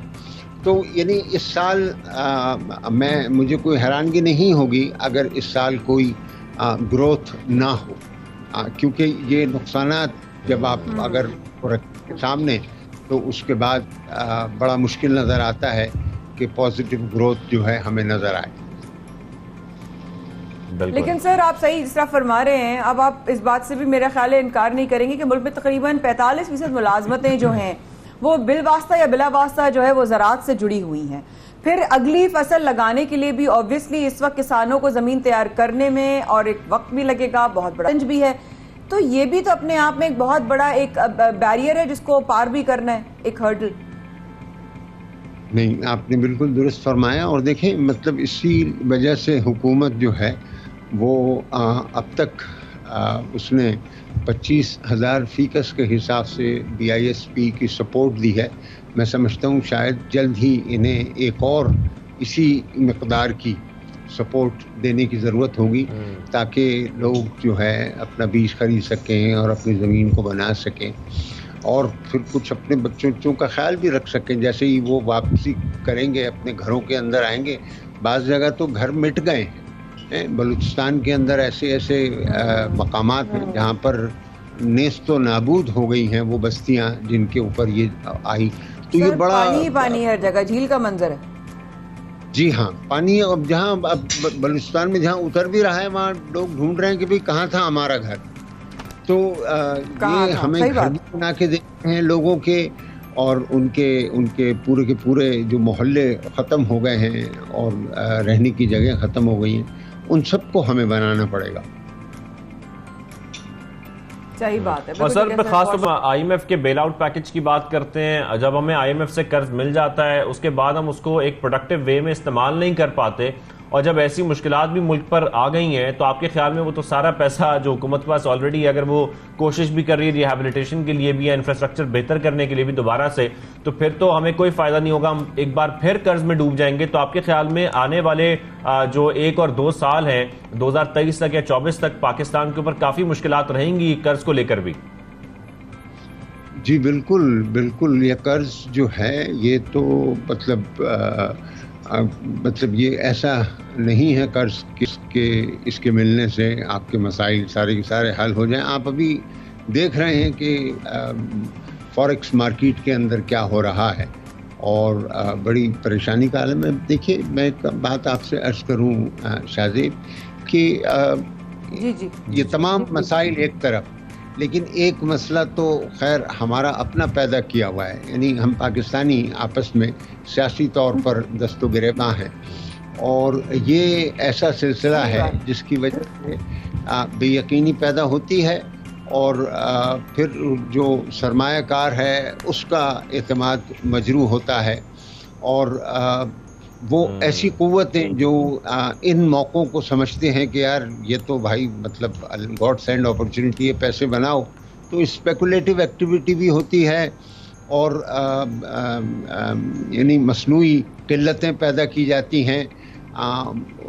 जो भी कुछ नज़र आ रहा है स्टॉक मार्केट के अंदर और फॉरेक्स मार्केट में, ये दरहकीकत अदम एतमाद का नतीजा है, और लोग जो हैं वो समझ रहे हैं आसानी के मामलात फरमाए और हम इस वक्त बिल्कुल सर, ऐसा रेफरेंस बहाल करने के लिए इकदाम फौरी तौर पर उठाने पड़ेंगे ताकि एटलीस्ट जो सरमायाकारी है वो होती रहे, हमारे मुल्क की मईशत कुछ संभले। थैंक यू वेरी मच वकार मसूद साहब, आपने हमें ज्वाइन किया सबसे पहले पाकिस्तान में, और खासतौर पर हम इस चीज़ को समझ सके कि इस वक्त खासतौर पर जो हालात हम देख रहे हैं मुल्क भर में सैलाब के हवाले से, उसके बाद पाकिस्तान को संभलने में अब कितना वक्त लग जाएगा। लेकिन पाकिस्तान में हम देख रहे हैं कि मुश्किल हालात में मुख्तलिफ मौकों पर संभालने के लिए बहुत सारे लोग आगे बढ़ते हैं माया, और बड़ी मेहनत करते हैं, अपनी जिंदगी की बाजी या कह लें कि अपनी जिंदगी को खतरे में डालकर कोशिश करते हैं दूसरों को बचाने की। Very true, very true. अगर हम सवात की बात करें तो ऐसे लोग भी हैं जो दरियाओं की बेरहम मौजों से लड़ते हैं और सैकड़ों डूबने वालों को रेस्क्यू करते हैं। इनमें एक जो है हिलाल भी है, जो पूरे खानदान, हिलाल खान भी हैं जो पूरे खानदान समेत ये काम कर रहे हैं, क्योंकि इससे शाजिद ने बताया कि इस मुश्किल से गुजर रहे हैं। कुछ लोग इसी मुश्किल में रहते हुए भी दूसरों को इस मुश्किल से निकालने की कोशिश कर रहे हैं। हालिया सैलाब में भी उन्होंने 2 दर्जन डूबते लोगों को बचाया भी शाजिद, और आम दिनों में अगर उनकी बात करें तो वो सवात में आने वाले सायों की जो है वो जिंदगियां बचाने की मुहिम भी रखते हैं। इस तरह यानी कि नॉर्मली वो ये काम करते रहते हैं, और खासतौर पर अभी ज्यादा इसलिए कर रहे हैं कि वहां पर सैलाब की सूरत हाल है। तो हमें ज्वाइन किया है, उनसे हम आपकी मुलाकात भी करवा, हमारे स्वात के नुमाइंदे उबैद फजल ने उनसे मुलाकात की है, बातचीत की है, वो आपको तफसीलन दिखाते हैं।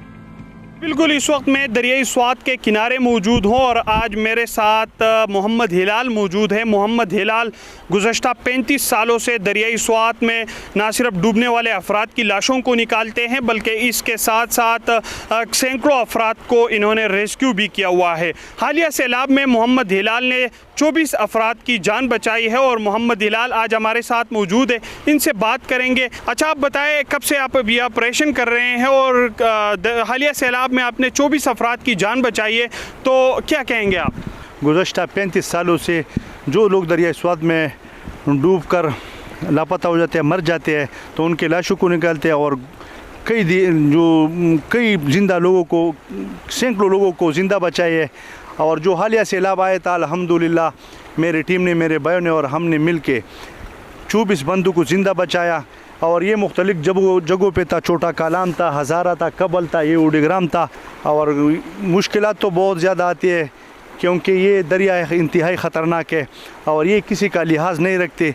मेरे ऊपर भी ख़ुद एक मेरी किश्ती उलट गई थी जिसमें मेरा बेटा मुझसे डूब गया था, लेकिन अल्लाह का करम था कि लोगों की दुआई थी कि वो मेरे भाइयों ने बचाया और मेरी किश्ती भी उल्टी सीधी थी, वो भी मेरे भाइयों ने बचाई थी।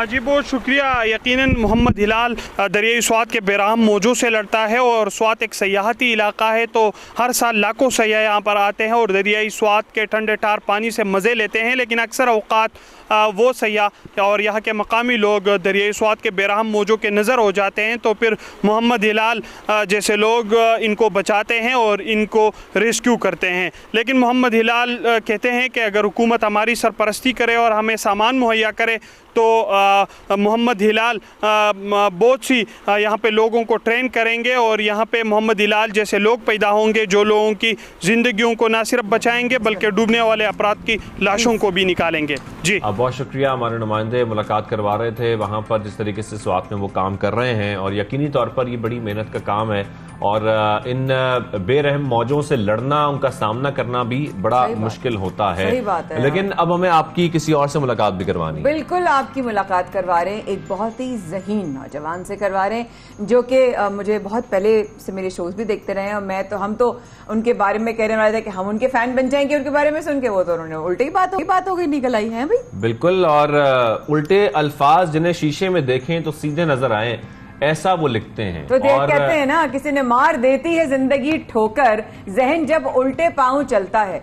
तो यहाँ पर उल्टा लिखने वाला लोगों के दिल जीत रहा है भाई। वाह, बिल्कुल ऐसे ही। और अब उन्होंने Guinness book of world record में दरखास्त भी दे दी है कि वो 1 मिनट में 200 इंग्लिश और उर्दू के अल्फाज लिख लेते हैं। लेकिन इसका मतलब है कि हम ये देखना भी चाह रहे हैं कि वो कैसे लिखते हैं, और जो वो लिखते हैं क्या वो मिरर इमेज होता है ताकि वो आपको मिरर में जो है सीधा नजर आएगा। लेकिन यहाँ पे मिरर तो नहीं है, लेकिन हम कोशिश करते हैं उनसे जानने की वो कैसे ये जो है मुख्तलिफ अल्फाज लिखते हैं। मैं भी यहाँ पर अच्छा मैंने दिखा ठीक है। तो हमारे साथ स्टूडियो में मौजूद है, दावत दी है जुबैर को। जुबैर अस्सलाम वालेकुम, ठीक ठाक है? अल्हम्दुलिल्लाह खैरियत से। जुबैर, ये जो हम सब कुछ सुन रहे हैं और ये उल्टी उल्टी बातें सुन रहे हैं और उल्टे अल्फाज सुन रहे हैं, ये आप लिखते कैसे हैं और क्यों लिखते हैं? लिखने की वजह शुरू हुई 2016 से। अच्छा। ये एक रैंडम चीज़ थी। मैं एक प्राइवेट कंपनी में जॉब करता था। एक स्टोरी है इसके ऊपर भी। मैं बैठा हुआ रोज़ाना की तरह अपना काम कर रहा था। एक फ़ाइल मेरे पास पड़ी हुई थी और उसके अंदर कुछ पेपर्स थे। तो मेरा हाथ लगता है, वो पेपर्स नीचे गिरते हैं। तो मैं उसको उठाने के लिए झुकता हूँ तो वो ट्रांसपेरेंट सा एक पेपर होता है। उस पेपर के अंदर बहुत सारे साइन हुए होते हैं। तो वो ट्रांसपेरेंट सा पेपर होता है। मेरा नेचुरली एक जगह फोकस जाता है, वहाँ वर्ड लिखा हुआ होता है अफजल। अच्छा। अब जैसे ही मैं उस पेज को टर्न करता हूँ, वापस साइन दिखते हैं। तो मैं उस चीज़ को ढूंढता हूँ कि अफजल कहाँ लिखा हुआ। अफजल कहाँ लिखा? दोबारा टर्न करता हूँ, दोबारा अफजल नजर आता है। तो वहां से इस चीज़ का आगाज होता है कि मिरर इमेज इस तरीके से भी काम कर सकती है कि आप अल्फाजों को ये शक्ल भी दे सकते हैं। तो मैंने नेचुरली फौरन से कलम उठाया और वो चीज़ दोबारा वहाँ पे लिखी। अच्छा, वहीं पे ऑफिस में एट अ टाइम। और वो फर्स्ट टाइम पे इतनी एक्यूरेट थी।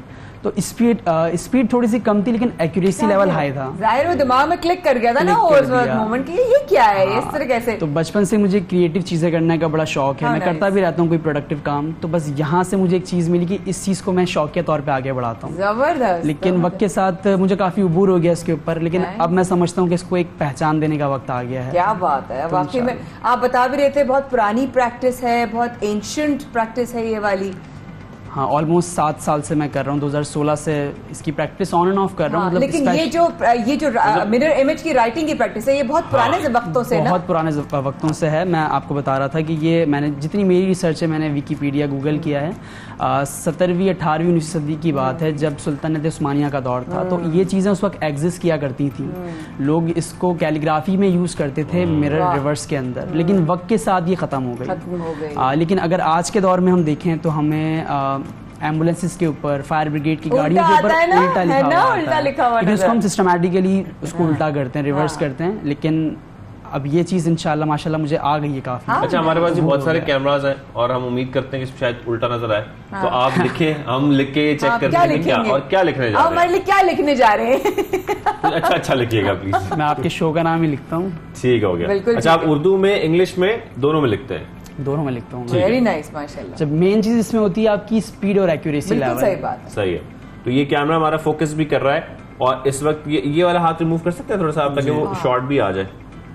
वो नीचे रख, ऐसा लग रहा है हम क्लास में बैठे चीटिंग करते थे, नीचे कहते हाथ कर रहे होते रखे हुए। अच्छा, ये क्या लिख रहे हैं? मुझे अभी समझ नहीं आ रहा है क्या लिख रहे हैं। कुछ लिख रहे हैं। पढ़ो, ये तो चैलेंज है। एक तो मैं भी उल्टा बैठा हूँ, ऊपर से वो भी उल्टा है, ऊपर से लिख भी उल्टा रहे हैं। मैं कैसे पढ़ूं? ना माशाल्लाह माशाल्लाह, कितने ये जहानत की बात है कि अल्लाह ने जो है नॉर्मल हर चीज दी, दिमाग, सोच, आसाब, हर चीज, हाथ पैर सब सलामत, उसके बाद एक और एक्स्ट्रा टैलेंट। अच्छा, आप उनकी स्पीड देखें लिखने की। मतलब वो ऐसे लिख रहे हैं जैसे हम नॉर्मली राइटिंग कर रहे होते हैं सीधा। हमारी तो नॉर्मली भी इससे स्लो होती है। ये तो उल्टा भी बहुत स्पीड में लिख रहे हैं। चलिए ये लें, आप पढ़ें प्लीज। अच्छा जी, इन्होंने लिखा है जनाब क्या लिखा है? हाँ, सुबह सवेरे Pakistan with Maya Khan and Shahzeb. सुबह सवेरे पाकिस्तान ऊपर लिखा उन्होंने जनाब अंग्रेजी में और नीचे लिखा उन्होंने उर्दू में। तो मुझे ऐसे रखने को ऑर्डर है। आप ऐसे रखें, हम पढ़ने की कोशिश करते हैं। ऐसा लग रहा है जैसे वो मैं हिरासत में नहीं आता तो मुझे ऐसा लग रहा है मैं अरेस्ट हो गई हूँ।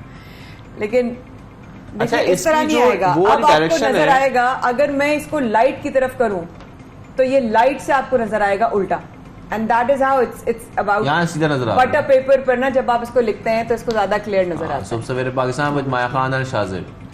अभी आप देखिए तो आपको नजर आ रहा होगा, सुबह सवेरे Pakistan with Maya Khan and Shahzeb, सुबह सवेरे पाकिस्तान। ठीक है ना? तो ये मैं लाइट की तरफ इसलिए करते हैं कि आप लोग इसके पैसे अलग से होंगे। तो ये मैंने किया आप लोगों के लिए। और सुबह ये जब तुमने लिखा, चलो लेट्स गो बैक, जब जरा तुम लिख रहे थे और तुमने किसी को दिखाया तो फर्स्ट इंप्रेशन क्या था तुम्हारे आसपास के लोगों में? अच्छा, उस वक्त जब मैंने लिखा तो मेरे लिए बहुत आम सी बात थी। मैंने एक शौकिया तौर पे इसको स्टार्ट किया था। लेकिन वो वक्त के साथ इतना पैशन हो गया मुझे इस चीज़ के अंदर, फिर मुझे फैमिली मुझे सपोर्ट करने लगी कि इस चीज़ को आप आगे लेकर जाओ, आप इसको इसके थ्रू पाकिस्तान को आप रिप्रेजेंट कर सकते हो आलमी सतह पर। तो इसी चीज़ को देखते हुए मैंने गिनीज के अंदर लास्ट वीक ही मैंने अप्लाई किया है। Very nice. गिनीज के अंदर मेरी उम्मीद है इंशाल्लाह कि वो रिकॉर्ड क्या है कि तेजी से इन अल्फाज को mirror writing, so I will be the first person, क्योंकि अभी कोई भी नहीं है जिसका मैं रिकॉर्ड ब्रेक करूं। कोई भी नहीं पूरी दुनिया में। फौरन कर लो, फौरन कर लो इससे अपने पहले नाम। कोई और है, इससे पहले हमारा प्रोग्राम देख कोई और कोशिश करे, जो लिखता हो आप पहले अप्लाई कर चुके हैं। अच्छा, तो जब एग्जाम्स वगैरह होते थे, अब 2016 से स्टार्ट किया था ना? 16 से स्टार्ट किया था। अच्छा, मैं चीटिंग नहीं हो सकती, मेरे हाथ हमेशा कांपते थे चीटिंग करते नहीं ऐसी बात नहीं, मैं मुझे वाकई नहीं आती चीटिंग करना, आते होते तो मैं आज यहाँ होती। अच्छा सुनो, बात बताओ मुझे, जब अब माशाल्लाह ये कर रहे हो तो अब एग्जाम्स वगैरह सब में कोई मतलब हेल्प हुई इस तरह लिखने विखने में? नहीं, एग्जाम्स तो मेरी स्टडी कंप्लीट हो गई थी। अच्छा, हो गई थी ना, वही मैं कही 2016 में। तो घर वाले अंडरस्टैंड करते हैं इस टैलेंट को? बिल्कुल करते हैं। मेरी सिस्टर बहुत अप्रिशिएट करती है, मेरा भाई बहुत सपोर्टिव है, बहुत अप्रिसिएशन मिलती है, हर तरीके से मिलती है। मतलब मुझे ऑफिस कलीग वगैरह बड़े सपोर्ट करते हैं, बड़ा अप्रिशिएट करते हैं।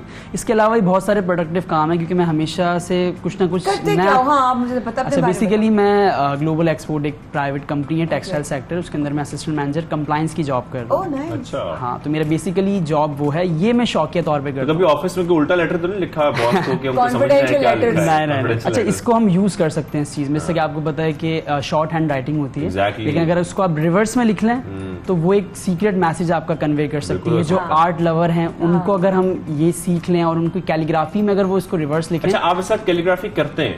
कैलीग्राफी नहीं करते, हालांकि मेरा इंशाल्लाह इन फ्यूचर प्लान है कि मैं इसको सीखूंगा। आर्टिस्ट जो लोग हैं ना वो कुछ भी कर सकते हैं इंशाल्लाह। वो कभी कोई मिला अपने जैसा?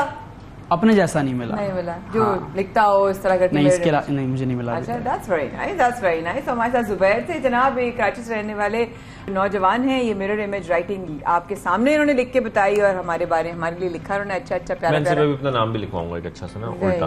वेरी गुड, ठीक है, आप नाम लिखवाएं और हम उनका शुक्रिया अदा करते हैं। और अब रही हमारे साथ छोटे से वक्फे के बाद शाज़िब और माया कर रहे हैं आपका इंतजार।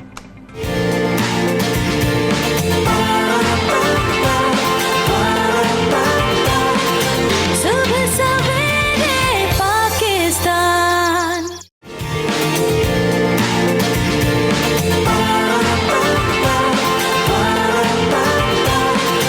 सुबह सवेरे पाकिस्तान। एक बार फिर हमारे साथ रहने का बेहद शुक्रिया। शाज़िब ने इतने सारे मेडल्स जीत लिए, इतनी सी ब्रेक में मैंने इतने सारे मेडल जीत लिए, इतने सारे। मतलब बच्चे ने कहा अब तो मैं ना पंप अप हो गया हूँ जुबैर से मिलकर, मैंने भी कोई रिकॉर्ड बनाना है। इसमें गोल्ड मेडल भी है, नेशनल लेवल के मेडल्स भी हैं, सिंध लेवल के भी हैं, कराची में केज फाइटिंग लीग भी है। लेकिन ये किसके मेडल्स हैं? लेकिन अगर दही बनाने का कंपटीशन होगा तो शाज़िब के सारे मेडल्स मिल सकते हैं। Very lame jokes. लेकिन ये जो मेडल्स हैं ये मेडल्स असली हैं। अच्छा, और ये मेडल आपने यहाँ भी लगाए हैं? भी मैं लगाए हुए अपने पूरे इस तरह अपने आईपैड के पीछे। और चाय की दुकान पर काम करने वाला आगा कलीम किक बॉक्सिंग में पाकिस्तान का नाम रोशन कर रहे हैं। क्या बात है शाज़िब, ये सारे मेडल्स उनके हैं? सारे मेडल्स उनके। उनका ताल्लुक कोयटा से है और कोयटा के लिए बहुत सारी दुआएं भी हैं। और आई एम श्योर इनकी तरफ से भी बहुत परेशानी भी होगी। वो कराची में अपने रोजगार के लिए मौजूद है और उनका टैलेंट इन्हें अब कामयाबियां माशाल्लाह दिला रहा है। बिल्कुल, अब तक वो 21 फाइट्स कर चुके हैं, जिनमें से 20 जीते हैं, यानी कि सिर्फ एक फाइट हारे। वो भी हम वजह पूछेंगे क्यों हारे वो एक फाइट भी।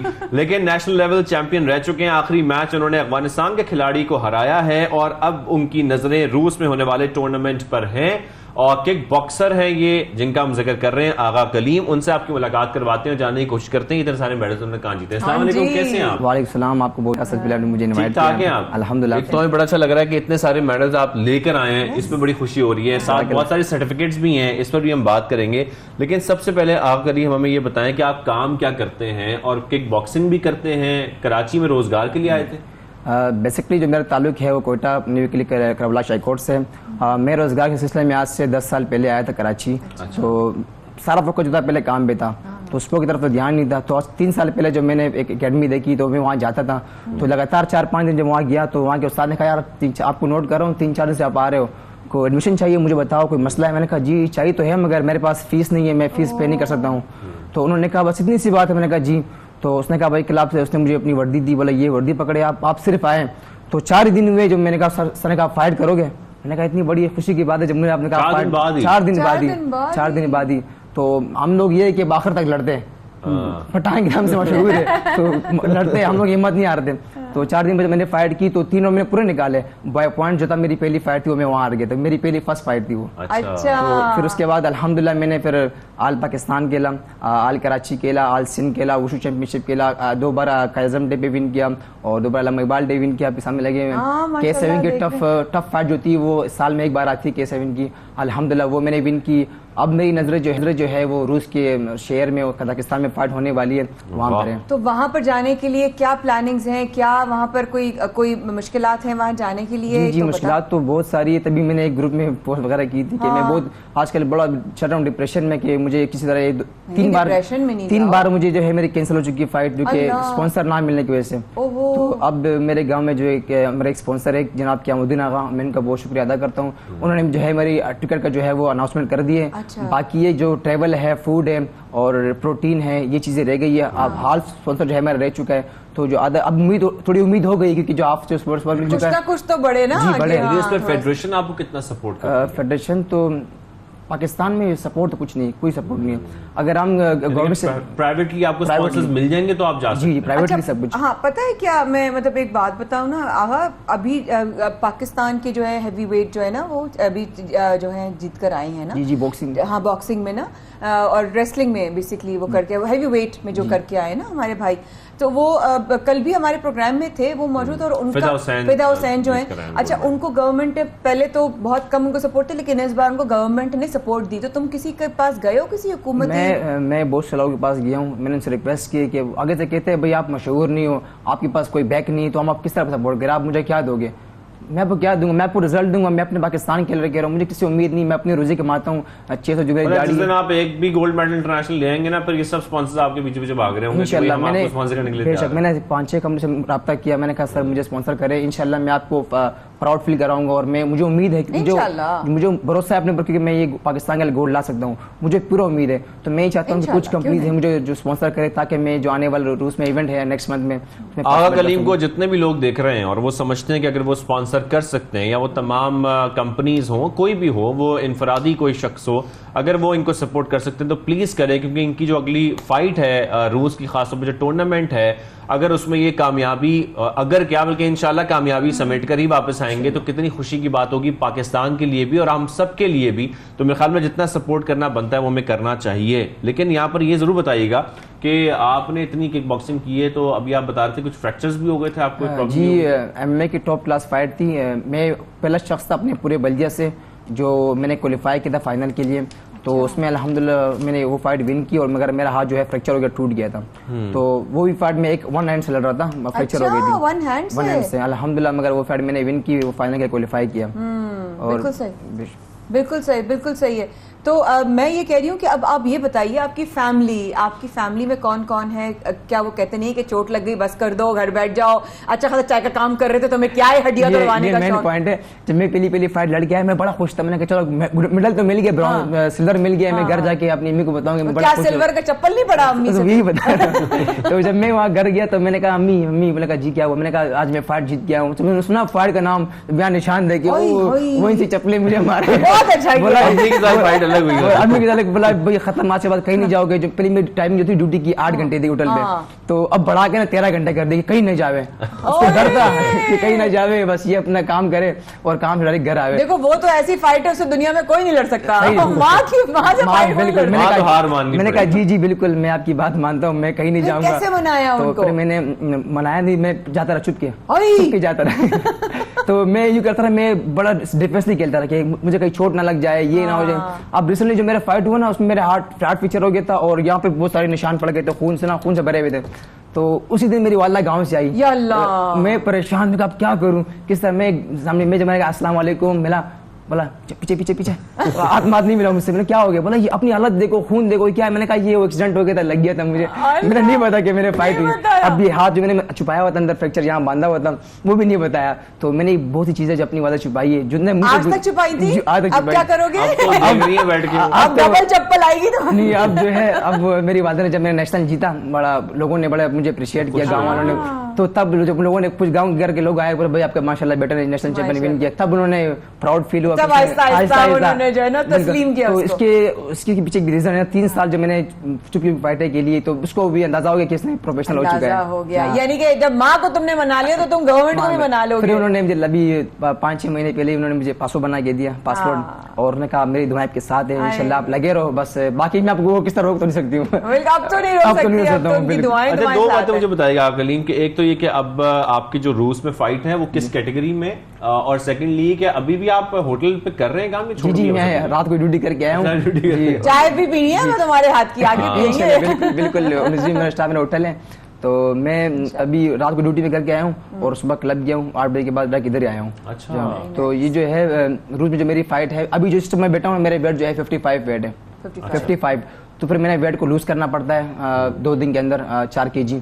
उसके बाद जो वेट, जो मेन मसला हमारा वेट लूज का है, हम जब वेट लूज करते हैं ना, हम पैराशूट पहनते हैं, 2 दिन कुछ भी नहीं खाते हैं, सिर्फ कावा छे लेते हैं और थोड़ा थोड़ा पानी लेते हैं। उसके बाद रनिंग बेशुमार रनिंग करते हैं, 4 किलोमीटर एक पर डे। तो जो 2 दिन में 4 किलोमीटर डे, तो 2 दिन के अंदर हम लोग 10 किलोमीटर रनिंग कर लेते हैं और पैराशूट ऊपर नीचे पहन के वेट लूज कर लेते हैं। वेट लूज करते ही एनर्जी बिल्कुल नहीं होती जिस्म में, जब सारा पानी निकल जाए जिस्म का तो बिल्कुल एनर्जी नहीं होती, अगर आप हम सोते रहते हैं, क्योंकि वो हमें फील ना हो कि हम थके हुए हैं। लेकिन वो रिकवर सोने से ही करोगे, रिकवर होती है। फिर उसके बाद हम लोग वेट देते हैं, वेट के बाद फिर हम लोग खजूरे और जूसेस वगैरह पीते थे, तो उससे एनर्जी आ जाता है। जिससे अब रूस के ही सीन है, यहाँ जब मैं जाऊंगा उससे 2 दिन पहले मैं वेट लूज करूंगा और वहाँ एक दिन मतलब 3 दिन में वहाँ की जो कैटेगरी है वो 52 kg 51 kg है, और उससे पहले तुम्हें पूरी वो अपनी बॉडी को रेडी करके जाना है। जी, रेडी करके जाना है। कितने दिन का तुम्हें क्या प्रोसेस, तुम्हारा कितना खर्चा आ सकता है, तुम्हें तैयारी करनी कम से कम, वो तुम्हें आइडिया है कुछ तो खाने पीने में? आइडिया ये है कि अब जो आधा टिकट मुझे मिल चुका है, उसके बावजूद जो है वो 2 लाख का खर्चा और भी है। तो मैं लगा हुआ, मुझे तो उम्मीद हो गई क्योंकि यार मैं बहुत लगा हूँ, एफबी सबको फोटो शेयर कर रहा हूँ, ग्रुपों में जा रहा हूँ, हर जगह जा रहा हूँ, मेहनत कर रहा हूँ, हफ्ते से ऊपर हो गया मैं लगा हुआ उसी कामों में। किसी तरह कोई मुझे कोई एथलीट हो, कोई फाइटर हो, वो एक तरफ बेचारा अपनी ट्रेनिंग कर रहा है, टाइम कम है ना, एक तरफ अपनी ट्रेनिंग कर रहा है और एक तरफ वो ये कोशिश कर रहा है कि मुझे स्पॉन्सर्स मिल जाए। कितना बड़ा अलमिया है कि हमारे यहाँ फोकस नहीं कर पाते। उन्हें जिस स्टॉप साबरी मस्जिद के सामने मेरा होटल है, मैं दोपहर को 2 बजे काम पे आता हूँ और फिर रात को 3 बजे मेरी छुट्टी होती है। तो 13 घंटे जब मैं खड़ा रहता हूँ, फिर जिस्म कभी कभार बोलते यार छोड़ दो यार, मैंने कहा यार आज बुरे दिन है, हिम्मत नहीं आ रहा हूँ, नेवा गिव अप, अल्लाह पे भरोसा है। तो फिर मैं लगा रहता हूँ अपनी 5 मिनट के 3 राउंड। मैंने होटल के पीछे हमारा स्टोर रूम है, वहाँ मैंने बैग लगाए हुए, सब कुछ लगाए हुए, मैं उधर ही रात को प्रैक्टिस कर रहा होता हूँ 3 के बाद बजे के बाद। तो अगर एक बात बताओ, तो तुमने तुम्हारे होटल में इतने लोग आते हैं, तुम्हें जानते हैं, तुम कह रहे हो तुमने फेसबुक पे भी बोला है, तुमने और कहाँ बोला है? बिकॉज अब ये तो क्लिप शाज़ेब और मैं लगाएंगे अपने सोशल मीडिया पे ताकि तुम्हें मदद मिल सके। तुम्हारे बस 1 महीने का टाइम है और तुम्हें 1 हफ्ते की तुम्हें खाने पीने की और वेट कम भागने पीने की तुम्हें ट्रेनिंग करनी ना सब। अब जो बाहर के लोग होते हैं उनके लिए वेट लूज का टेंशन नहीं होती, उनको प्रोटीन मिलती है अच्छी से अच्छी। अगर हमें वो प्रोटीन मिल जाए तो हम लोग, हमें भी टेंशन नहीं है। मैं 50 में कर सकता हूँ, 59 में, 49 में कर सकता हूँ, वेट कम और भी कर सकता हूँ, क्योंकि जब वो मुझे एनर्जी मिलेगी तो फिर मैं खेल पाऊंगा। अगर मैं 50 और 49 में खेलता हूँ फिर तो पाकिस्तान के लिए गोल्ड बाया था गेम में। तो ये और फिर गोल्ड खैर पाकिस्तान आ सकता है। ये जो सारे मेडल्स हम देख रहे हैं, ये माया के पूरे लैपटॉप पे और ये हमारे यहाँ पे तकरीबन कोई 13-14 मेडल्स मुझे नजर आ रहे हैं। सारे गोल्ड है, 1 सिल्वर है बस। अच्छा, सारे गोल्ड है, सारे मेडल्स हैं, माशाल्लाह माशाल्लाह। तो ये अपनी वालदा को दिखाए थे? जी, इसको देखो बाद में खुश बोले कहाँ से आए सारे, कहीं खरीद के लाया? मैंने कहा नहीं, मैंने आपको बताया नहीं, मैं चुपके से फाइटर करता रहा। अम्मा ने पहले चप्पल मारी थी, उसको मेडल बना के रख लेते, सबसे बड़ा मेडल तो वो था तुम्हारे लिए। बिल्कुल, मैंने मारे। ये कि लोग जब मैं कहता था यार मैं नेशनल खेलने जा रहा हूँ या मैं, वो मेरे मजाक उड़ाते थे, यार तू चाय बना अपना, तू क्या कर रहा है पागल, कि अपना काम करो, अपना चाय बनाओ। मैं मुझे बड़ा अफसोस होता है, मैं पूरी रात में सोचता रहा कि यार उसने बात क्यों बोली। फिर मैं प्रैक्टिस करता रहा और गुस्से में ना और प्रैक्टिस करता रहा, लगा रहता यार मुझे करना है और करके दिखाना है, क्योंकि मुझे डीमोटिवेट लोग बहुत पसंद है जो मुझे ये करे कि आप नहीं करते। अच्छा चलो मैं नहीं करता हूँ, मैं करते रहता हूँ, करके दिखाना है। बहुत बड़ी बात है। अच्छा, इसके साथ साथ वो तमाम लोग जो सुन रहे हैं आपको, किक बॉक्सिंग के बारे में सबको आइडिया होता है, लेकिन थोड़ा सा मुझे और सबको नाज़रीन को जरूर बताइएगा किक बॉक्सिंग कितनी रियलिस्टिक होती है, इसमें इंजरीज बहुत सिवियर भी हो जाती हैं, कितनी खतरनाक हो जाती है ये, तो थोड़ा सा इसके बारे में बताइए। जब मैं फाइट खेलता हूँ, कोई भी फाइट हो, मुझे पता होता है कि इंजरीज होनी है। मेरे पास मेरे बैग में पट्टियां पड़ी हुई, बैंडेज पड़ी हुई है, ऑलरेडी 6 बैंडेजेस पड़ी हुई हैं और टांगों के लिए पट्टियां सारी पड़ी हुई। मुझे पता है मुझे इंजरीज तो होगी लाजमी, और एडिक्स पड़े हुए, सब कुछ पड़े हुए। तो चाहे लेग हो या हाथ हो, इंजरी तो होगी, या यहाँ पर हो, यहाँ से ब्लड आ रहा हो तो निकलता है। तो हमने, मुझे फील ही नहीं होता कि मुझसे ब्लड आ रहा है, क्योंकि मैंने कुछ को नोट ही नहीं किया कभी। मैंने कहा यार ब्लड पे मैंने जाना ही नहीं है, मैंने जाना है अपने मैच पे अपना बेस्ट देना है और पाकिस्तान के लिए खेलना है। तो अल्हम्दुलिल्लाह मैंने इतने सारे मेडल जीत चुका हूँ, सारे गोल्ड है, और आगे भी मेरी उम्मीद है इंशाल्लाह, भरोसा अल्लाह पर के आगे जो पाकिस्तान के लिए और सारे मेडल लाऊंगा, कि अगर मुझे सब कोई कंपनी सपोर्ट करे, स्पॉन्सर करे, इंशाल्लाह ताला। इंशाल्लाह क्यों नहीं, तुम्हें सपोर्ट मिलेगी आगे। अभी तुम्हारी उम्र क्या है इस वक्त? 19 साल है। 19 साल है, 19 साल है ऑब्वियसली। तो इस वक्त बहुत ज्यादा सपोर्ट की भी जरूरत है। एज की भी कोई रिस्ट्रिक्शंस हैं वहां पर इस मुकाबले में? उसमें एज की कोई रिस्ट्रिक्शंस नहीं है, तो बहुत अच्छी बात है। दुनिया में इतने अच्छे अच्छे किक बॉक्सर्स हैं, तुम्हारे कौन सा फेवरेट है? अगर पाकिस्तान की बात की जाए तो जो है मेरा अब्दुल्ला चांडियो है। अच्छा। अभी रिसेंटली वो दुबई में कैंप उनका लगा हुआ है और उनकी फाइट है इंडिया के साथ। तो तुमने उनसे राब्ता किया? हो सकता है उनकी तरफ से कोई गाइडलाइन मिल जाए। वो डेली मुझे गाइडलाइन करते रहते हैं कि भाई कोई जरूरत तो भाई मुझे बोलो। अब मैं उसको बोल नहीं सकता कि मुझे ये चाहिए वो चाहिए। मुझे ना ये अच्छा लगता नहीं कि मैं किसी कुछ मांगू इस तरह। मैं कहता हूँ बस आपकी दुआ चाहिए, बस दुआ करो, अल्लाह मालिक, अल्लाह अच्छा अल्लाह ताला बाप पैदा करेगा, माँ की दुआएं साथ हैं, कोई टेंशन ही नहीं है। तो ये बहुत बहुत अच्छा लगा, बातें सुन के बहुत अच्छा लगा कि तुमने सारी बातों में एक बात बिल्कुल वो मेरी मर्जी की कही कि जब कोई डीमोटिवेट करता है तो वो और अच्छा लगता है। बेशक। बस आगे बढ़ते रहो, पाकिस्तान का नाम रोशन करते रहो और हम शाहजेब और हमसे मिलते रहो ताकि हम तुम्हारे कवर करते रहें। और इंशाल्लाह जीत कर मजीद गोल्ड आएंगे भाई। ये जितने गोल्ड यहाँ रखे हुए हैं ये इससे ज्यादा गोल्ड आ जाएंगे। थोड़ी सपोर्ट की जरूरत है, उसके बाद बेहद गोल्ड आएगा पाकिस्तान में। वैसे ही पाकिस्तान में गोल्ड की बहुत जरूरत है। थैंक यू वेरी मच आकलीम, बहुत शुक्रिया, आपसे मुलाकात करके बड़ा अच्छा लगा और उम्मीद करते हैं हम कि आकलीम को इस तरह की सपोर्ट बहुत जरूरी है मिलना। खैर आगे बढ़ेंगे और हम वापस आएंगे अपने मसाइल की तरफ कि बिजली बड़ी महंगी हो रही है, बिल बहुत ज्यादा आ रहे हैं। ये बात कर रहे हैं शाहजेब साहब। फैसलाबाद में एक प्रोटेस्ट जारी है जो कि इस वक्त बिजली के बिलों में इजाफे के खिलाफ हो रहा है। सड़कों पर लोग आ गए हैं। मुजाहिरीन सनतों के लिए 60 से 115 रुपए की फी यूनिट तक बिजली की कीमत पर शदीद एहतजाज किया और मुजाहिरीन के मुताबिक बिजली की कीमत में इजाफे से पावर लूम्स और साइजिंग और जनाब इसके अलावा जो है यूनिट्स बंद हो गए। मुजाहिरीन ने जिला कौंसिल चौक पर इज्तिमाई मुजाहरे के दौरान जो है वो रुई जलाई और खूब नारे लगाए। इसी बात पर हमारे साथ हमें राब्ता किया है इसी हवाले से बात करने के लिए खालिद साहब मौजूद हैं, इनसे हम बात करेंगे। पावरलूम एसोसिएशन से हैं ये वहीद खालिद साहब। वहीद साहब थोड़ा सा बताइएगा कि ये बिजली का फी यूनिट 115 रुपए तक सिर्फ इस माह चार्ज किया गया है या इससे पहले भी होता रहा है ये? जी बिस्मिल्लाहिर्रहमानिर्रहीम, बहुत शुक्रिया कि आपने एक बहुत ही बर्निंग और इम्पोर्टेंट इशू पे बोलने का मौका दिया है। इस तरह की जो हमारी पावरलूम इंडस्ट्री है ये टेक्सटाइल इंडस्ट्री का एक बैकबोन है और 1 करोड़ 20 लाख मीटर से हमारी डेली प्रोडक्शन है। तो ये सारा हमारा जो सबसे ज़्यादा इम्पोर्टेंट इसमें आइटम है वो है इलेक्ट्रिसिटी, बिजली। और बिजली की प्राइसेस जो हैं वो बेइंतहा बढ़ गई हैं। इस वक्त 55 से 60 रुपये से लेकर जिस तरह आपने फरमाया कि ये बेतहाशा बिल है, जबकि आपकी इंडस्ट्री जो है ये तो बड़ी कम्पिटिटिव इंडस्ट्री होती है और इसको आपने हुकूमतों का काम होता है इसको आप थोड़ा सा रिलीफ दें। बजट के अंदर हुकूमत ने बजट के तकरीरों के दौरान भी इसको दोबारा रोक के इसके अंदर 4 रुपये पर यूनिट बेसिक बिजली की कीमतों में इजाफा किया। तो जब बिजली की प्राइस ही हमारी जो है बेसिक प्राइस वो तकरीबन 26 रुपये यूनिट है, उसके अलावा इसके अंदर मुख्तलिफ किस्म के सरचार्जेज हैं। एक तो FP के सरचार्ज है जो कि अब बहुत मशहूर हो चुका है कि ये फ्यूल प्राइस एडजस्टमेंट। फिर इसके ऊपर उन्होंने एडिशनल फ्यूल प्राइस एडजस्टमेंट लगाई है, GST सरचार्ज है, QTA सरचार्ज है, quarter tariff adjustment surcharge, FC surcharge है, TR सरचार्ज है और इनकम टैक्स है और डिफरेंट सरचार्जेस हैं। तो ये सरचार्जेस जो है ये बिजली की कीमतों से डबल हो चुके हैं। जिस फैक्ट्री का बिल पहले 15 लाख आता था अब 30 लाख रुपए आता है। तो आप देखेंगे इतने जब आपके प्रॉफिट मार्जिन नहीं होते सारा साल के अंदर, तो उसमें ये एक बड़ी लेबर इंटेंसिव इंडस्ट्री है हमारी। इसमें अगर हमारे पास 2.5 लाख लूम्स हैं तो तकरीबन 1.5 लाख हमारा डायरेक्ट वर्कर है। उसके अलावा हमारे जो हैं सर्विस प्रोवाइडर्स हैं, हमारी बाकी इंडस्ट्री है। तो ये बहुत एक लंबी चेन है जो लोगों को रोजगार फराहम करती है और इंतहाई बदकिस्मती की बात है। अच्छा वहीद साहब, जिस तरीके से आप लोगों ने एहतजाज किया और आपके एहतजाज के दौरान या उसके बाद किसी हुकूमती नुमाइंदे से आप लोगों का कोई राब्ता हुआ, कोई एक्शन हुआ, इस एक्शन का कोई रिएक्शन आया? जी मैडम साहब, ये तो महज़ब कौमों की बात होती है कि अगर टैक्स पेयर्स जिनके पैसों से हुकूमत जो है हुकूमती अरकान हुकूमतें जो है अयाशी करती हैं, अपने खर्चे पूरे करती हैं, उसके अलावा बाहर के दौरे करती हैं, ठंडे कमरों में बैठकर हमारे लिए इस तरह के खुद कुछ किस्म के कवानीन बनाती हैं।